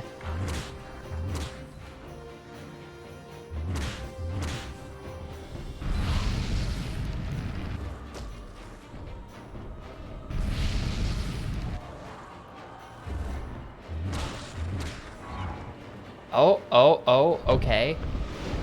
Okay, wait, why is there another dragon down there? I win? I think that was just a bug and I was seeing myself twice.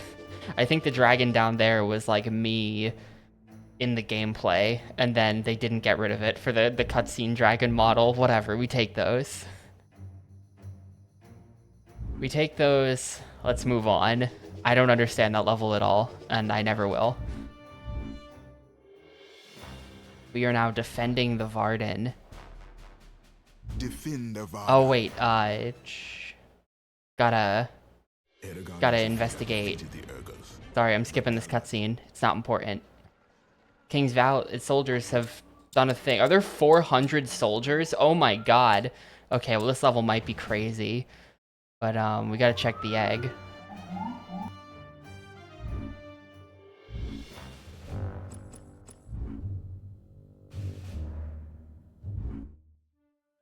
Spine. It's just gonna be concept art. Aw, man, are they out of the good shit? Are we just getting concept art slideshows now? Well, it was a lot. It was a lot.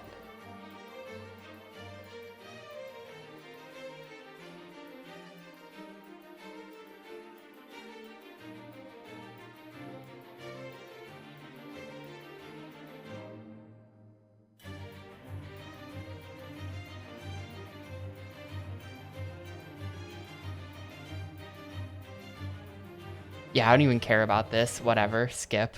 That's lame. I bet that the final egg gets you something really cool, though.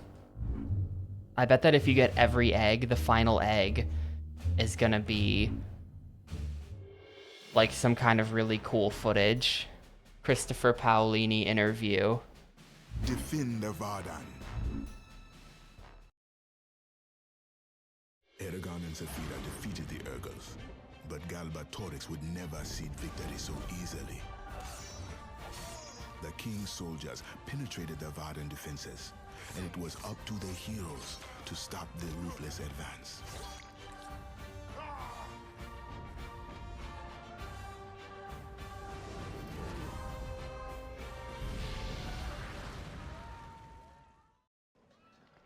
Alright, so we gotta kill 400 guys. We're about to shed the blood of 1,000 Saxon men or whatever. Yeah, it went down to 399 after I killed one. We're straight up actually about to kill 400 guys. Surely that there's some kind of shortcut to this. Like a rock is gonna fall on 100 of them, right?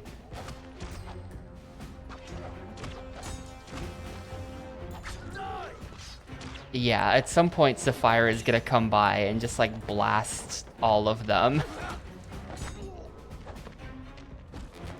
Cause that was 6.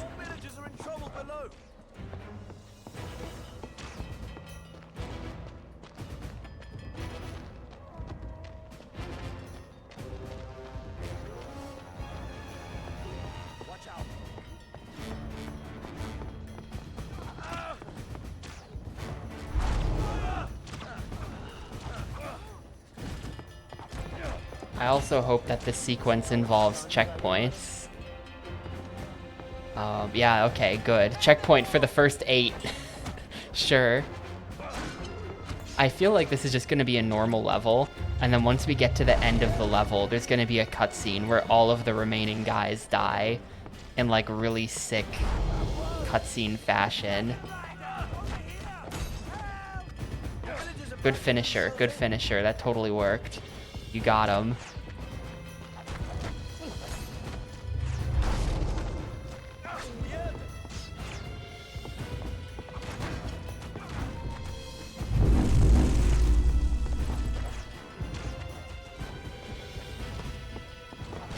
They showed this level in one of the demos, or in one of the, like in some of the demo footage in the behind the scenes. When they were talking about like level design or something, they showed this building.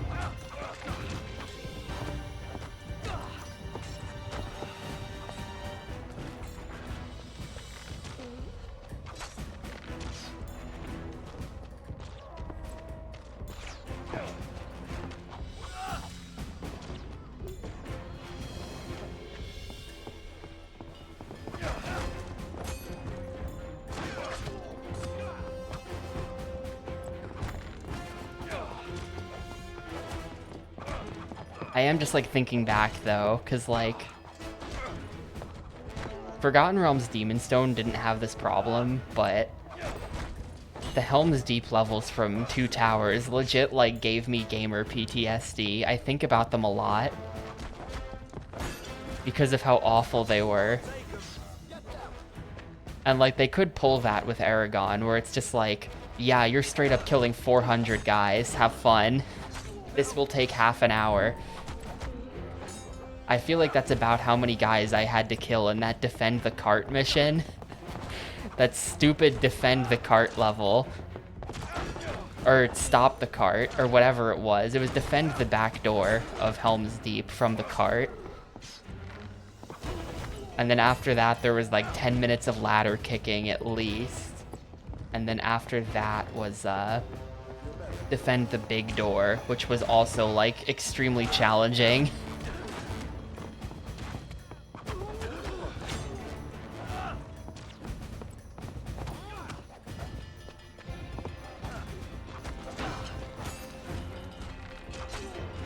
Sure is, Theo.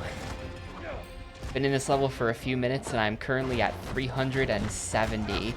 So either something gimmicky is gonna happen or this is gonna be like an hour-long level. Surely something gimmicky is gonna happen. And they haven't even checked. They checkpointed me after the first 8 and then there hasn't been any checkpoints since. Maybe... like this level, I don't know what to make of it.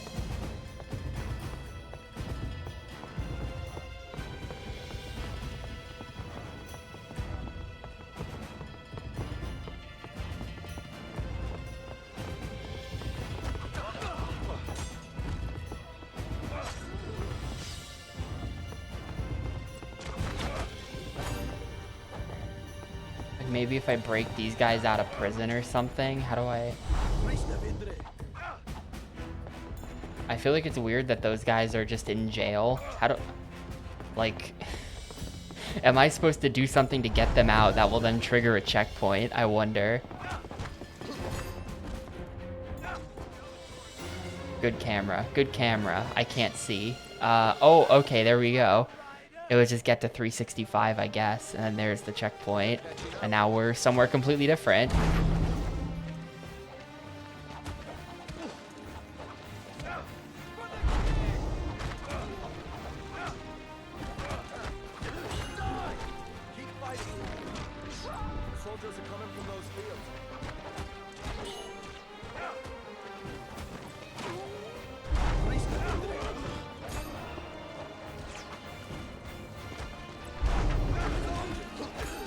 That's like a pretty satisfying combo, honestly. The magic that pushes them towards you into the ABB to knock them down.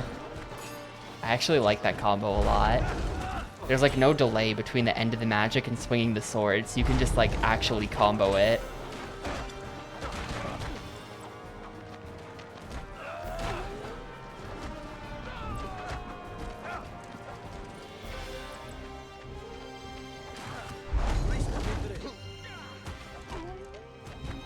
I think it could, I mean, I'm still saying no, but we're at 350. We're already 1/8 of the way there.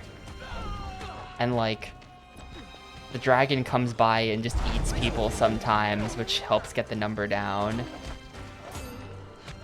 And we have a lot of allies that are helping.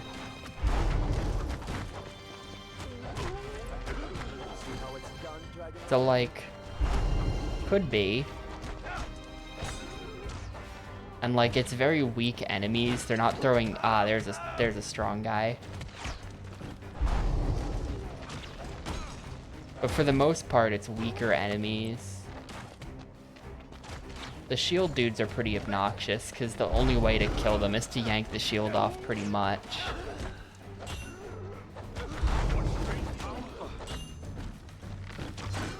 Read the guide for the mission. Sounds like we're killing all 400 then. Burn that field. Yeah, that's got to be good for at least 30. I don't think that was even good for 1. Okay, there we go. Check that out. Check that out. That was good for about 30.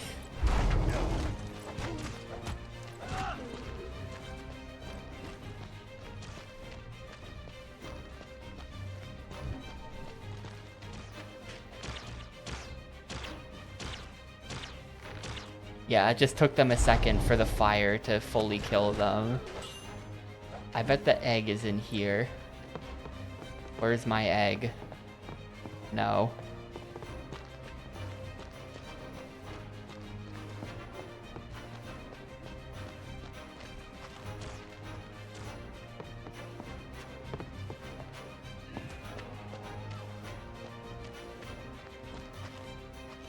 It's after some winding stairs.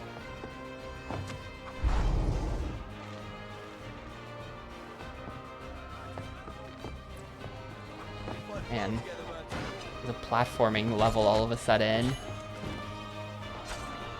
We're already a quarter of the way there though, so we're definitely killing all 400.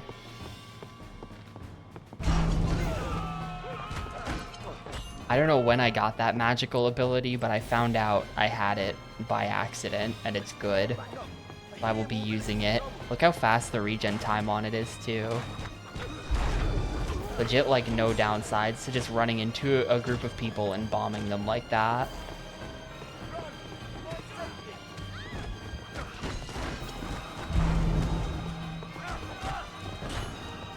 Checkpoint at 289. I think that some of the checkpoints are, like, number based, like when we move to the new area, checkpointed, but some of them are also like going places based, like we checkpointed when we came here.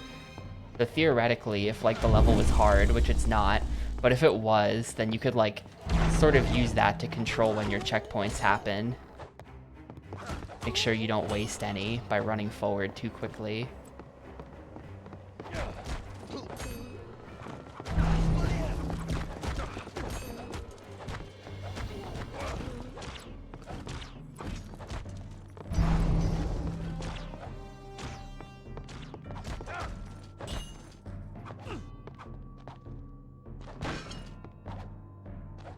That did not kill him. He survived the So Long Gay Bowser.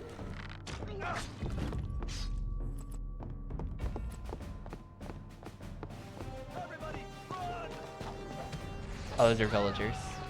Shields won't protect you from dragonfire. Definitely using magic is like the optimal play. Definitely using magic to speed the fight up is really good.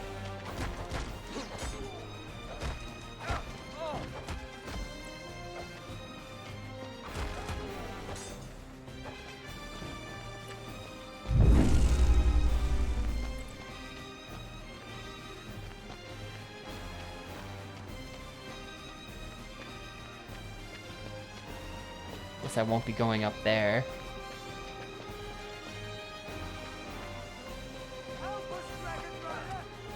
I feel like that's the winding staircase, but I don't see the egg. I don't care as much about the eggs now, because it's just gonna be concept art.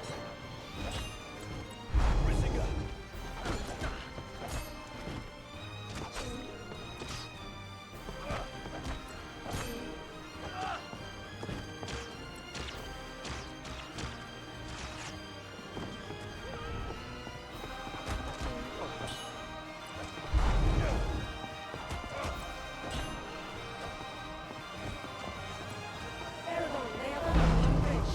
Keep an occupied here.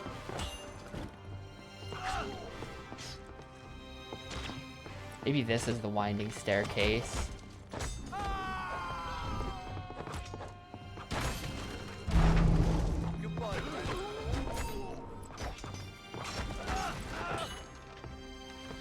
The next egg should be a commentary video on the orchestra. Okay, I need that egg.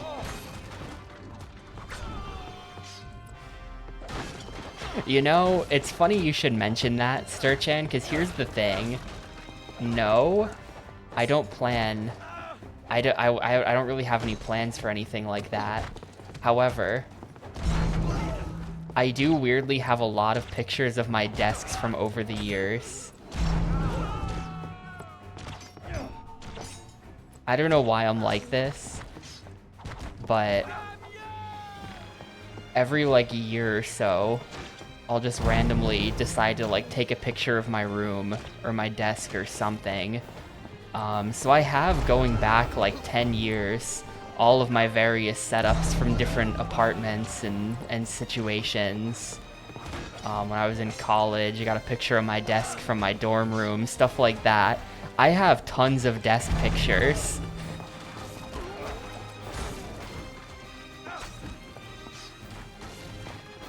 It's fun. I don't know why, what compels me to be like this, but the end result is that I can always look back and see like, oh yeah, I remember that, if I spend too many hours on the computer. Yeah, so I really appreciate it in the future.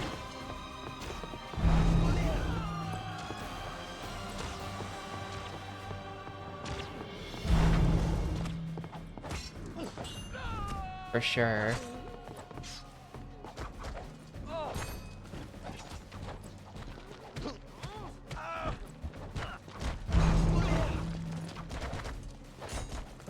I wonder if I die, what number? Would it save me at the number that I'm currently at? Probably.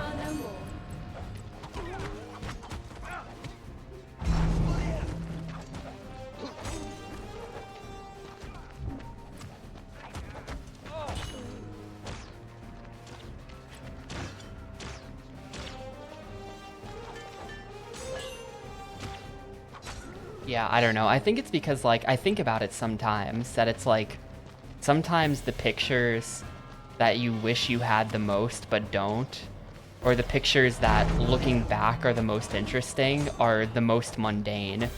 Where it's like, you know, like, yeah, you've got vacation photos and stuff, but sometimes, you know, years and years down the line, it's just like the coolest to see a picture of just, you know, your room, or like some street in town and like all the businesses that were on it and things like that, you know, exactly as it was at this point in time. Just documenting the boring stuff.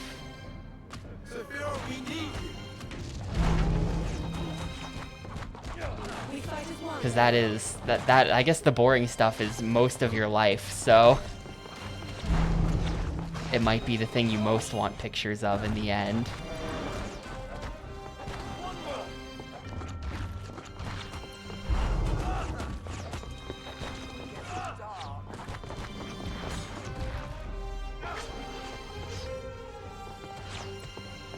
So, in summary, that's why I have all kinds of pictures of different rooms. Incredibly boring.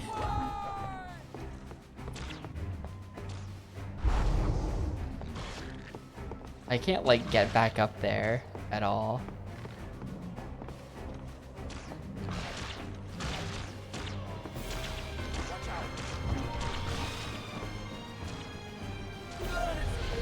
Yeah, just burn that, honestly. Just roast these dudes before they even spawn in.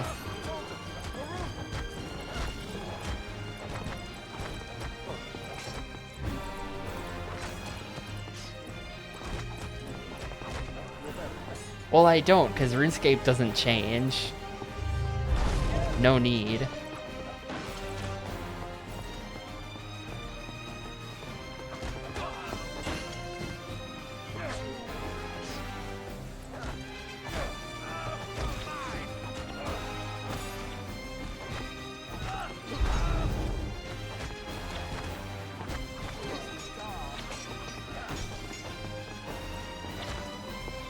Yeah, don't ask me. I know my way around Korin just fine.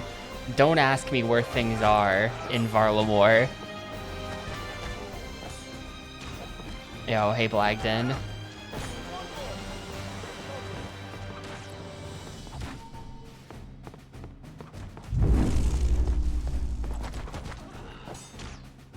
Should probably come back up here and get these guys.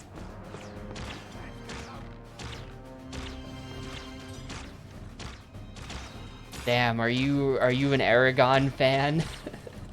Eragon is so weird to me as like a thing that existed that I don't think a soul cares about anymore.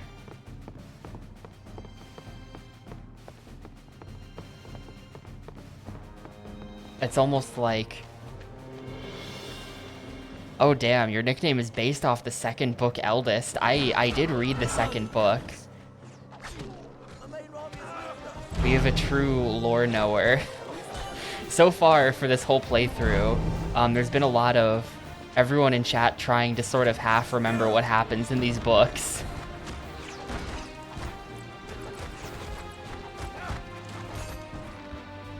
Because like I definitely read the first one, and I definitely read the second one, and I think I read the third.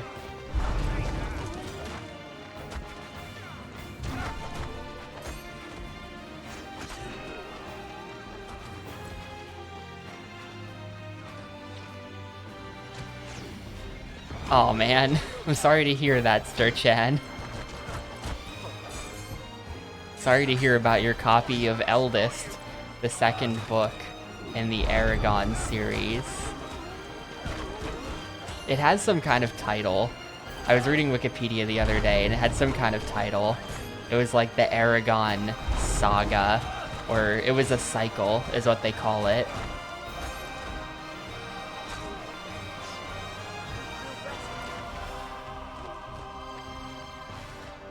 Yeah, it was the inheritance cycle. Just like, damn. A cycle. Yes, I'm coming.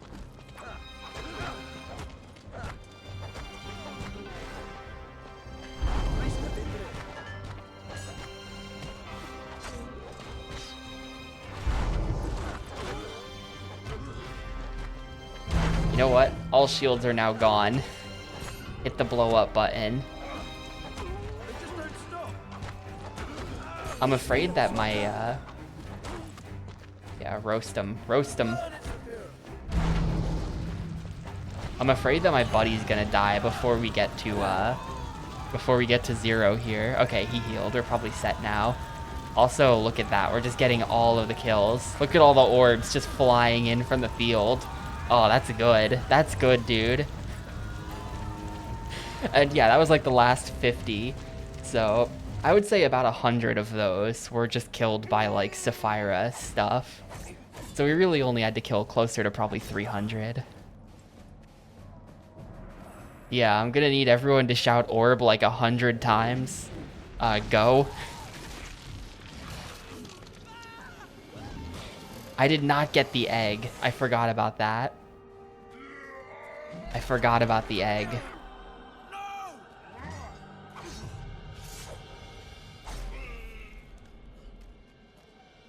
There's still one more level.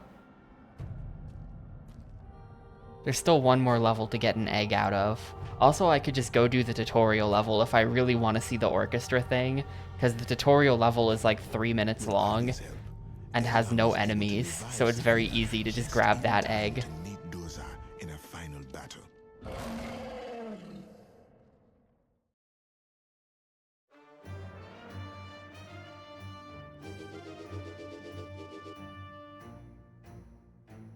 Hey Zero, I think we're pretty much at the end of the game. I mean, this next level is literally called Final Battle, so that's how it's going.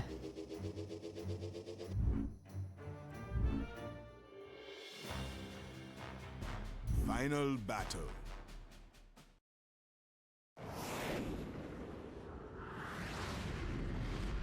Doza had not died in Gilead because, the legends say, a shade will not die unless his demonic heart is pierced.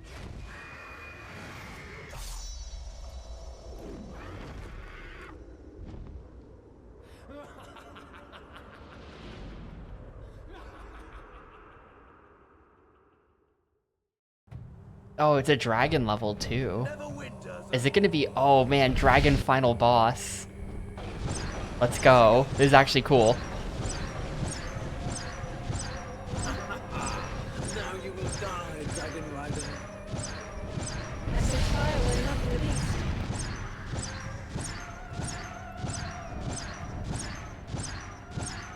Get his ass. Hold still. Hold still. Gotta deflect the thingies at him. Eragon, dark magic. Yeah, look at all of like the evil shit coming off of his dragon. Yeah, that was his name, right?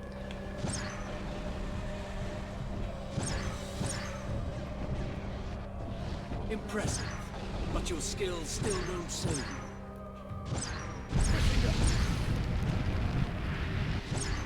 We're probably dead though. I think we'll get this second try. You should have accepted my offer, boy.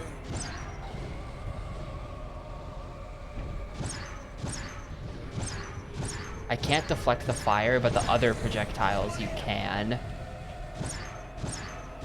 you will pay the ultimate price. It's cool, but lore inaccurate. Damn.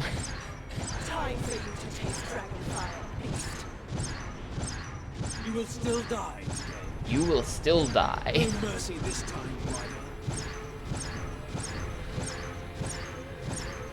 I mean, I'm kind of winning. I'm kind of winning right now. This guy does not like...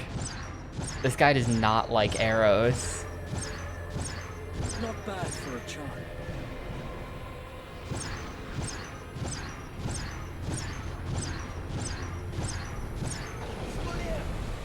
Ooh, secret egg, let's go. I didn't even know that was there until like a fraction of a second before I picked it up. That seems like a really hard egg to get. You just have to like be in the right spot at the right time. Egg for pro gamers only.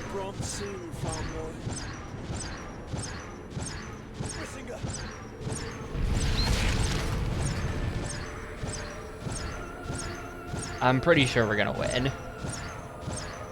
I don't see how we lose this. Unless he has a crazy desperation move.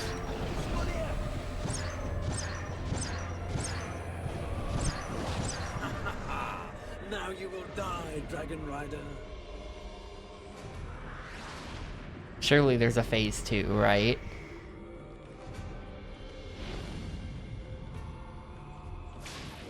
Uh-oh. Uh-oh. Okay, no. What? What?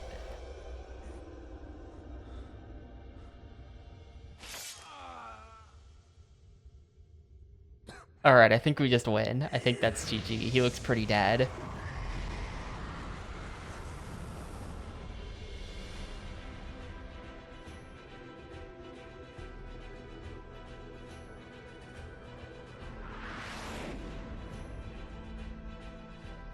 With the Shade defeated, Arya left to prepare her people for Galbatorix's revenge. Man, I can't wait for the next movie. A destiny to fulfill. Can't wait for the eldest film to come out. The great Shade Slayer had begun to spread throughout Alagasia. And the Varden, who I, Ajihad, lead, would never forget the debt we owe to Saphira, the mighty dragon, and Eragon, the brave dragon rider that sits upon her.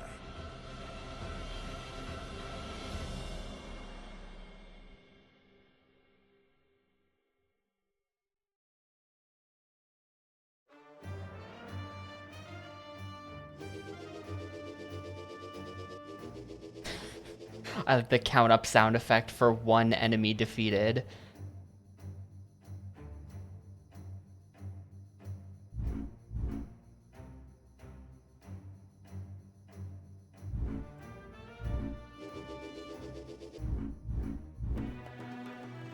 And there's our credits, GG. Oh, we have, wow, I've never seen this before. We can choose to just see the publisher credits or just the developer credits. Literally, you can just choose to not look at the publisher credits. They never do that.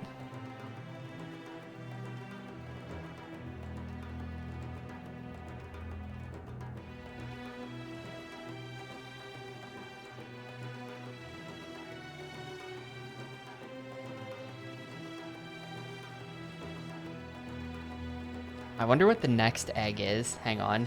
GameFAQs.com, Eragon.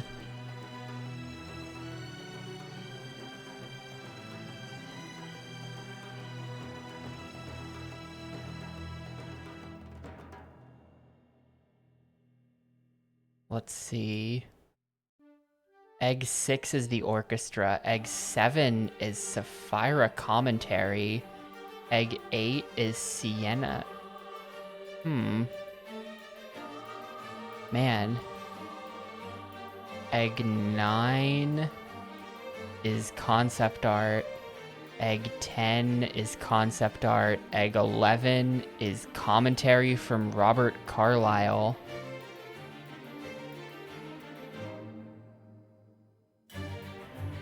Oh man, look at the full orchestra credits, I think. Yeah.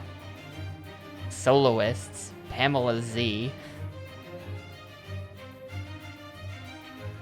Egg 12 is sound effect commentary. Egg 13 is Garrett Hedlund commentary. Egg 14 is commentary called Evolution of Games. What do you think that means? The final commentary egg is something called Evolution of Games.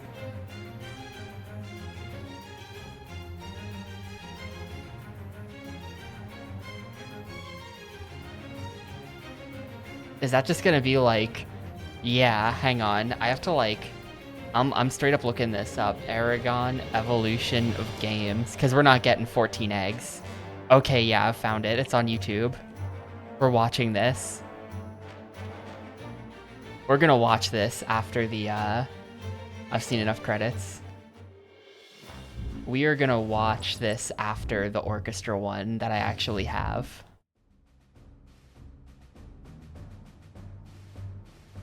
The story of Eragon is a very epic story, and so we wanted to have a soundtrack to really match that. We are going to be touching on a lot of really cool heroic themes in the game. There's a large progression in terms of Eragon's growth, his hero's path. So we really wanted the music to capture that. The plan all along for Eragon the game was AAA. And how do you do AAA? You get a top-notch orchestra to do AAA. Music libraries and sample libraries and electronic music composition has come a long way and sounds fantastic, but you mock up these pieces and you put all sorts of time and effort into making them sound as grand and as full of life as you can, but as soon as you put it in front of a real orchestra and that first note hits and the bows strike and the horns go, there's no comparison.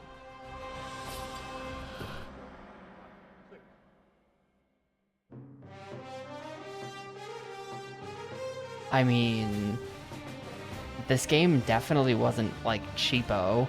Like compare this to like the Cat in the Hat, you know? Look, they got all these guys playing horns. Do the session for the game. I think they're peaking out at mezzo forte. We can bring them all up to forte. Trombone 17 and You know, sometimes the graphics looked pretty good. It's not like AAA, but there's the flutes and it's the not more, cheapo. rustic, They didn't cheap out. elements and things early on. It ends up blowing out into huge orchestral. This isn't like something Blitz games shit out in 6 Had months. this sense of scope. This sounded like it was a movie piece, and it just to hear how warm and full the sound was, you can't beat it. You cannot beat an orchestral recording of a soundtrack. Every element of the experience was just absolutely professional. To every cast member, from the players to the studio crew to the contractors to the arranger, everybody was right there to help you. Everybody was right there doing their job, and everybody did their jobs perfectly. It was a wonderful experience. The musicians were enthusiastic about the music they were performing. We actually at one point had a musician come in, we did a take, and he came up out of his seat and he came into the studio and he was like, "We can dig in. Do you want us to dig in? You know, we can play it a little bit harder if you want." And we're like, "Well, I don't want to tire you out, but if you got it, go right ahead." They're like, "Okay, all right, I'll go out there and I'll tell them we're gonna give it a little bit more." It's like, great, you know, that was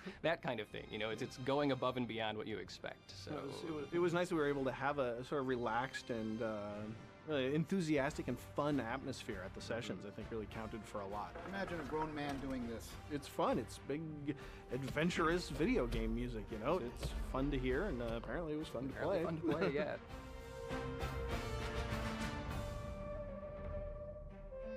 All right, cool. So, as for the evolution of game, let me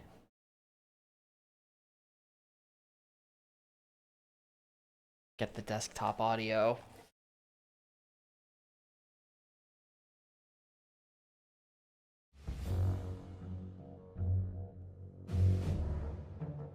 I think a lot of what has happened to me happened because I was born at the right time. Just when computers started being available to college students, I walked in the door of my college, and so the computer was sitting there, and you start to think about, what could we do with this thing? So out of that, as a college writing major, I learned to program. Okay, we're fooling around, we're writing games for each other for fun during the 70s. And then 1980 rolls around and suddenly there's an industry. What I saw in the way that writing and programming fit together is that when I first saw the computer, I recognized this is that the CEO of the person company. on the other end of it could influence how the story went. So to me, programming started out as a new way of being a different kind of writer. You're creating moments, you're creating suspense, and obviously back then it was text adventures and text RPGs and things of that nature. But you're still creating that same sense of suspense, a story where you don't know the ending until you go through. And because you have some form of interactivity, some involvement, it's a completely different form of writing. Games, theater, novels, what do all those things have in common? They have people you care about, things that this guy's just like talking about like, and an ending you can't know until you this has nothing to do with Eragon. ahead of time. So to me, games, sports, theater, stories, all those things have a lot of things in common. So instead of being 4 completely different ideas or 4 different media, they have a lot of things in common. To me, they all start out from the same basis, and then it's just the stalks of the flowers grow in different directions. In the 70s and 80s, we had one person, basically one project, certainly in the early 80s. So when I wrote Utopia, I programmed it, I did the art, except for one little box I couldn't quite get right. I got a guy to help me with.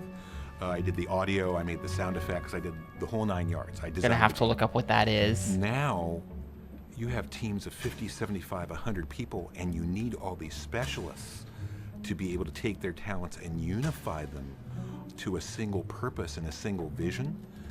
So yes, technology is enabling now, but it isn't the center of everything. It's one of the players in the theater. It's one of the It's probably actors, going to but it be isn't that. the center anymore.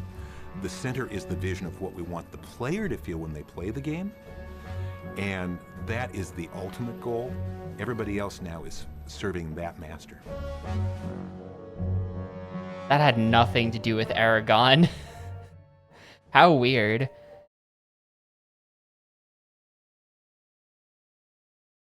How weird.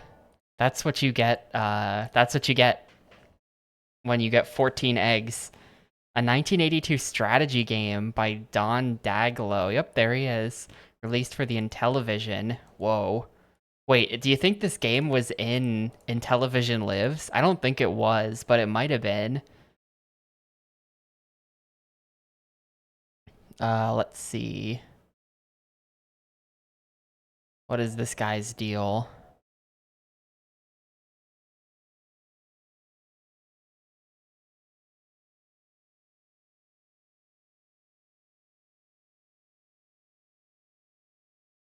Yeah, just like a bunch of Intellivision crap that like nobody could possibly care about. Sorry, Don.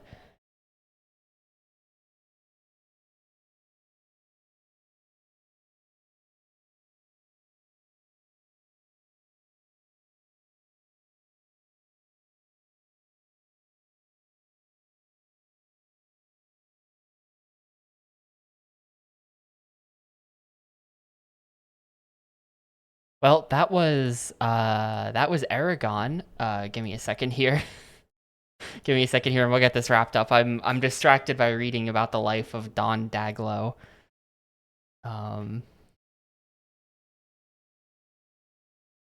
button. Alrighty. Oh, my font changed. Why did my font change? What the heck? How did that even happen? How did that even happen? I was messing with some stream stuff, but somehow the font changed? So, okay. Whoops. Didn't mean to change anything that was gonna go live, but I guess I accidentally changed the font somehow. But that was game number 96. Eragon. Oh, I know how that happened. I know how that happened. Beat it in 4 hours, 43 minutes, and 5 seconds.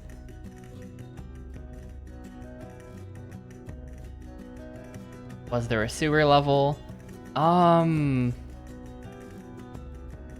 There was that section where we were kind of in a sewer. I'm gonna check yes. I'm just gonna check yes. I'm just gonna check yes on that. And how was it? How was Eragon? Mostly kind of boring, and at times a bit confusing on where to go / what to do. Not too bad though. Like, that was kind of okay.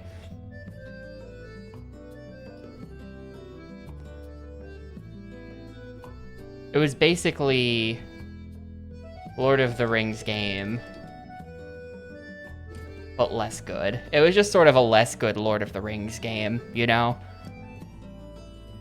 Like, in like every way. Like, the variety of types of level felt less than Lord of the Rings. Visually, the game kind of looked worse most of the time, though sometimes there would be like a really good looking room or something where it'd be like, oh hell yeah, like I see what the art director was talking about when he was talking about being inspired by like landscape paintings. Like, I see it. But for the most part, like, it was sort of just like a less interesting Lord of the Rings, though I will say it's better than King Arthur. King Arthur on GameCube was sort of like this, and that game was turbo boring. This is better than King Arthur, but not as good as Forgotten Realms Demon Stone. I'm kind of feeling a 2 on this one, in all honesty. Like, I don't know. If you rented this game and you played it co-op with your younger brother on like a Saturday afternoon where you have nothing to do, maybe it's raining outside, then it will serve that purpose. But otherwise, eh. Yeah, the bonus features are really good. This game does have great bonus features, at least. actor interviews, bunch of behind the scenes on the making of the game. A 3-minute interview with the CEO of the company where he just like talks about how game writing is like, I don't even really know what his point was, in all honesty. He was just like, I guess his point was like, he's just kind of yapping, like, I don't know. It wasn't even really about the evolution of games, most of it. It was just like talking about how writing is important, and that's it.